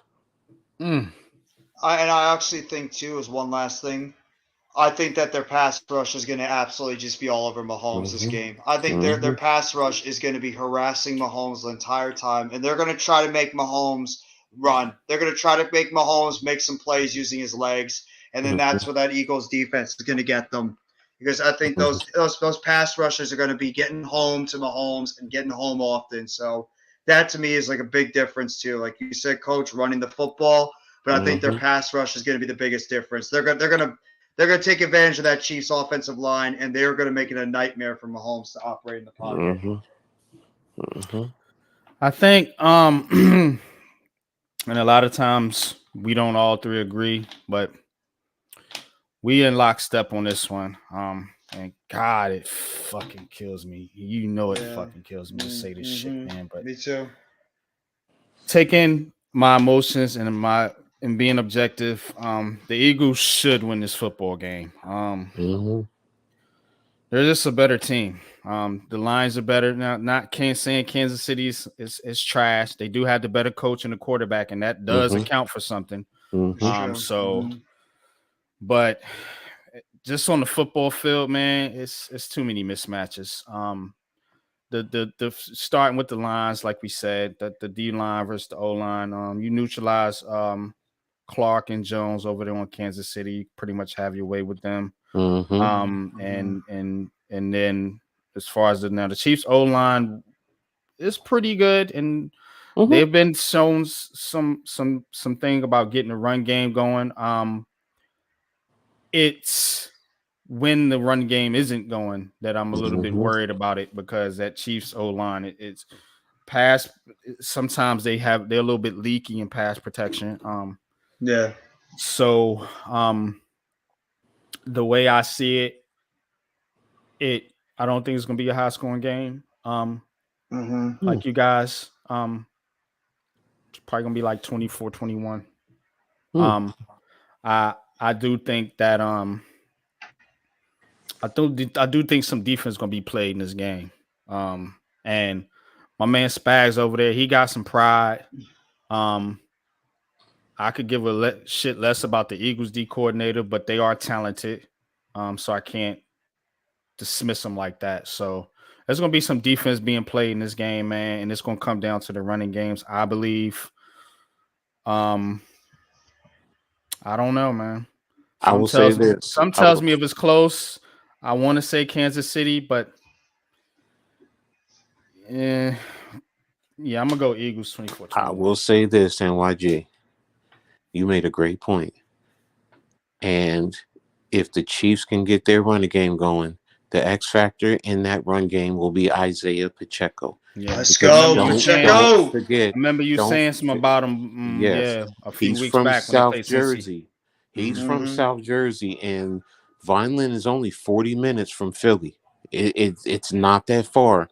And from my understanding, a lot of his people around him are Eagles fans. So that would be also an additive to it. So if it's true that they are, what better way to take it to the family and friends, or do they transition over away from the Eagles and root for him? So, that's just the fan of me talking now. So, but in terms of if they can get their running game going, I think he's going to run hard, because he's going to want to take it to them, because he's from South Jersey, and that's the team that's in his backyard. So I think game flow is going to dictate this game too. I agree. And what I mean by that, and I was talking to Jeffrey about it earlier. I don't know if you're still on, Coach, but yeah, I'm here. If the Chiefs get up on them 14 or 10-0 or something like that, and they got to start passing that football like that, the Eagles, it ain't gonna be good for them. I'm gonna tell you right now. They'll welt. They'll need to control this game from the start to finish to beat Kansas City. Now, if you let Kansas City come out the gate, and see if the Eagles come out the gate like that, Kansas City has the passing attack to get back in the game. It's if the Eagles fall behind, that's going to be the problem. Well, let me ask you guys this. All right. Most people don't talk about it, especially in Giants Nation, because of who he is. Do you think Kadarius Toney can have a game against the Eagles defense then? Yes. Yes, I do. If he because he's that dual stay threat on the guy. field for more than 5 minutes. No, we know that. We know that. He's talented enough. I mean, We- nobody's doubting that. He's The guy's questionable. always got a fucking hamstring injury. And He's then, still it'll lead him to my next question too. Of when we finish this, like, who do you guys think who's your pick for MVP? Just for the hell of it, like, who do you think is going to win the MVP of the game? You have to throw it out there. Either the quarterbacks. Yeah, probably. No, I'm gonna go with the defensive player. I think because Donald won it last year. Mm. I think I mean, go ahead. You think what? I think I think the Lions are going to be so dominant that I could see the quarterbacks and maybe not going out there and putting up these gaudy numbers. I could see one of the defensive guys being an MVP of this game. I'm going with Hassan Reddick. I think Hassan Reddick is going to be the biggest difference maker on that defense for the Eagles. That dude's been unstoppable out so far on the outside as the edge. I mean, I get it. It does make sense. I just, I just if what I said, if they're rushing for 250 to 300, I think Hurts is running for over 100 yards, and that's and probably going to have 2 rushing touchdowns and probably throw for another two more. But if it's Mahomes, Mahomes is probably going to be passing for 400 yards with 4 or 4 or even 5 touchdowns. You might see somebody like Kenneth Gainwell or one of them dudes be the MVP, man. At the True. Eagles, I'd man, love it if it's Pacheco. I would be so because happy if it was Pacheco. That would you put know a what I'm smile on saying? my face if Pacheco's the MVP. Look, Because I think this game's gonna be dictated by the running games. To be honest with you, I don't even think Mahomes gonna light it up like that. It was to end up being that, man. Rutgers Nation would be going crazy. They would be lit. They would be lit down there in New Brunswick. That'll be what's up, insane. man. That'll be what's up. Exactly. So I love it. Come on, Pop, go out there and rush for 200 yards, boy. Oh, I love it. I love it. I'd love to be wrong, especially picking the Eagles. I really would. I would be ecstatic. So I think he's that X factor, coach. That guy runs hard down the field. Yes, I think he he could be that X factor. And the Eagles are not a great run stopping team. They're not. Yeah, they haven't been a good run stuffing team. Yeah, and that's the thing too. Yeah, good point. Because if they do get the run game going, that open up the passing game. Yeah, Mahomes and them, they could get cooking, man. Yeah, Him and Kelsey and them. So yeah, you're right about that. I forgot about that. Scantling and Juju have been making plays too. I don't know, man. Now I'm talking myself out there. Fuck that shit. I'm going to Chiefs, man. Chiefs 24-21. Fuck that. But then you got to talk about the Eagles offense too, to just like talk the other way. I mean, Devontae Smith, AJ Brown, and Dallas Goedert aren't scrubs. They're really good. Yeah, they're going to give that Chiefs team. They're going to give the Chiefs problems. Let's go Andy Reid, man. Shit, I'm going with the better coach. Go ahead, bro. I got you. Go for it. Do it. Coach on the panel. I'm going with the coach. Do it. Go. Andy Come Reid, on. Put some oomph behind that. Put some oomph behind that. Like, F them Chiefs. F them Eagles. I'm saying F them Chiefs. F them Eagles. Go with the Chiefs. Pop's the MVP. Look. It is not. Remember, they said the same thing about us back in 07 and That's 11. Right. So you know what? Hey, anything is possible. So and don't ever count out Patrick Mahomes. Man. Don't ever count out I'm going Chiefs, man. Fuck that, man. You know what I'm saying? I'm going with my heart, man. It's heart of the city, man. Let's go. All right. I respect it. Go for it. Let's go, man. Let's go, man. You know what I'm saying? I think it's gonna be a good game, though. I think it's gonna be a good game, man. And everybody enjoy the game, man. You know what I'm saying? You'll see us here next Tuesday to talk about it. Hopefully, we have some news on the coaching carousel, and then also the trade deadline. So it'll be another action-packed show next Tuesday. Don't screw it up, Marks. Don't screw it up. Appreciate each and every one of you for showing up tonight, man. It was a very consistent stream, you know what I'm saying? So I do appreciate everybody for coming in. Nimmer, man, thank you, man, for stopping by, man. You know what I'm saying? Y'all go follow Nimmer on Twitter, man. You know, very active on Twitter. Almighty Finesse, man. Salute to you, man. Salute to my guy Tudo, man. Always, man. Much love and respect, man. My man Luca, man. You know what I'm saying? Holding it down, man, over there with Big Blue in the Bronx. Him and Alex, man. Excellent podcast. Go sub to those guys. Please. Bookends, tackles, you know what I'm saying? Always in the chat, man. Always holding us down, man. Always with the good football knowledge, man. Of course, my bro, man. Salute, Big Pat Sports Talk, man. You know what I'm saying? Founder the Big Blue Crew, man. You know what I'm saying? So, Wells, man. You know what I'm saying? Saturday night, fight night, man. Wells is there. Him and G Nation, man. They get it in, man. Go sub, man. Go check them out, man. Yes, sir. Of course, my man Levance, man, always in the chat, man, always holding us down, man. You know what I'm saying? Got the best dinners on the planet, man, for real. Always some good food, man. My man Blue City Empire Sports, man. Nervous Sixer fan, man, but good dude, man. Always in the chat, man. Trying to Appreciate you, troll us brother. the whole time. Trying to troll Yeah, us Nets because fans he on nervous stream. about his squad, trying to put that Man, you bad couldn't even bring beat that the energy over Knicks. here. Yeah, right. Yeah, you can't even beat Raphael, the man. Knicks. Appreciate you coming by, Raphael. Appreciate you, Hit Squad, always, man.